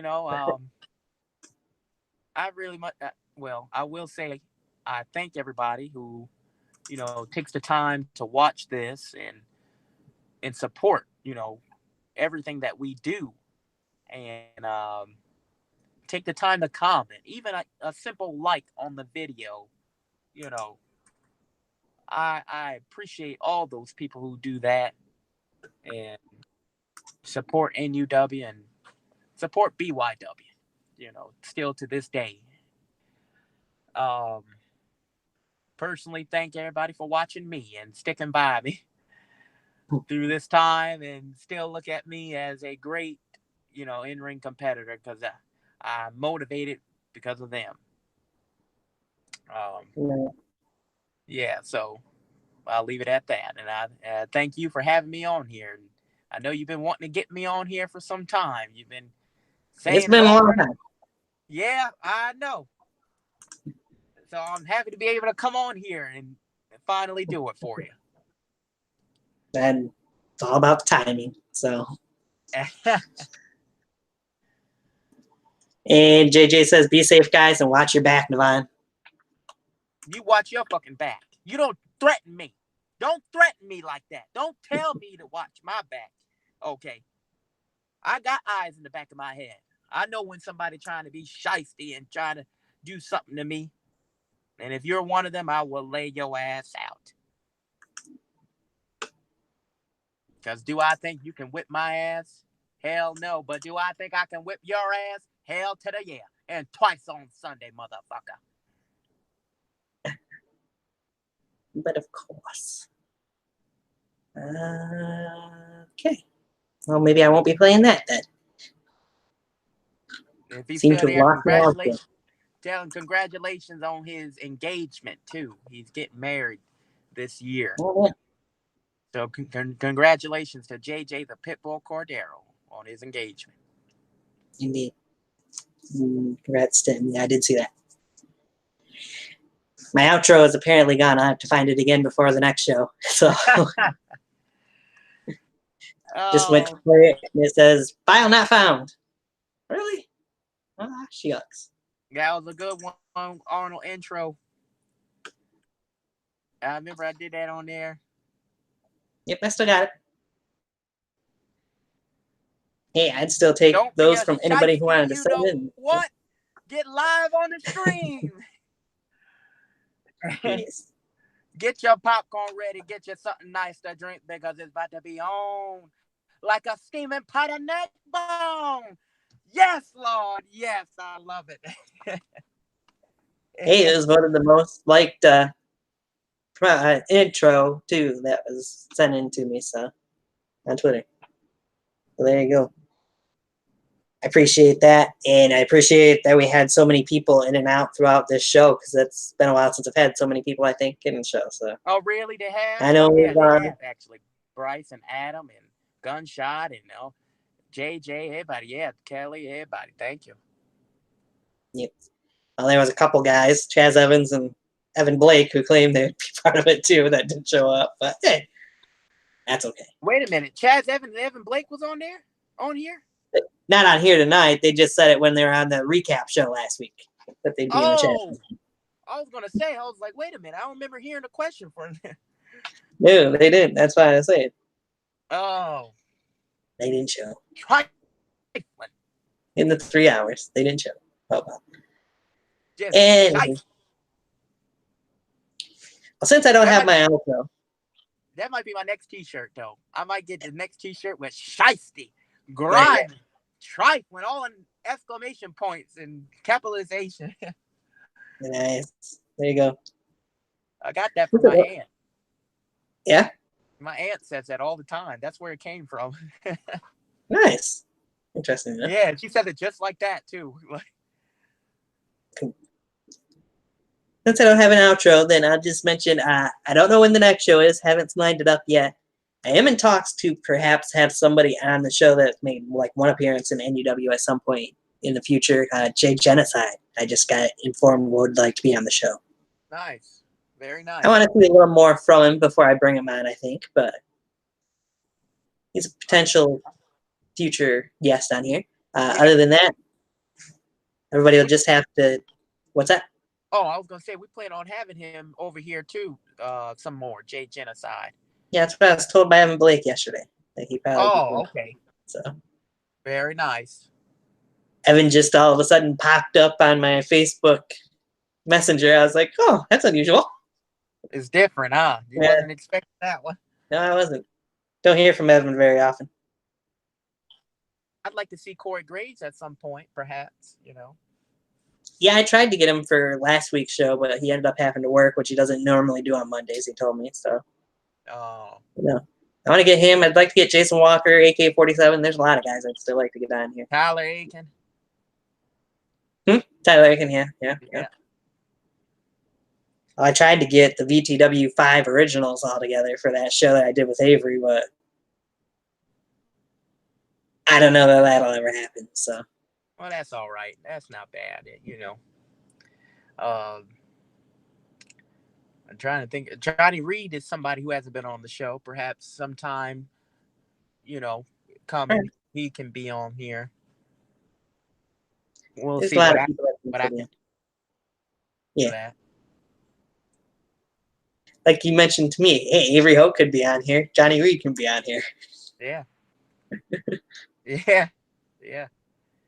And just because I do long shows with some people doesn't mean everybody's is. So if anybody's afraid that it's going to be a long show, don't be, because I can accommodate to whatever timing that anybody wants.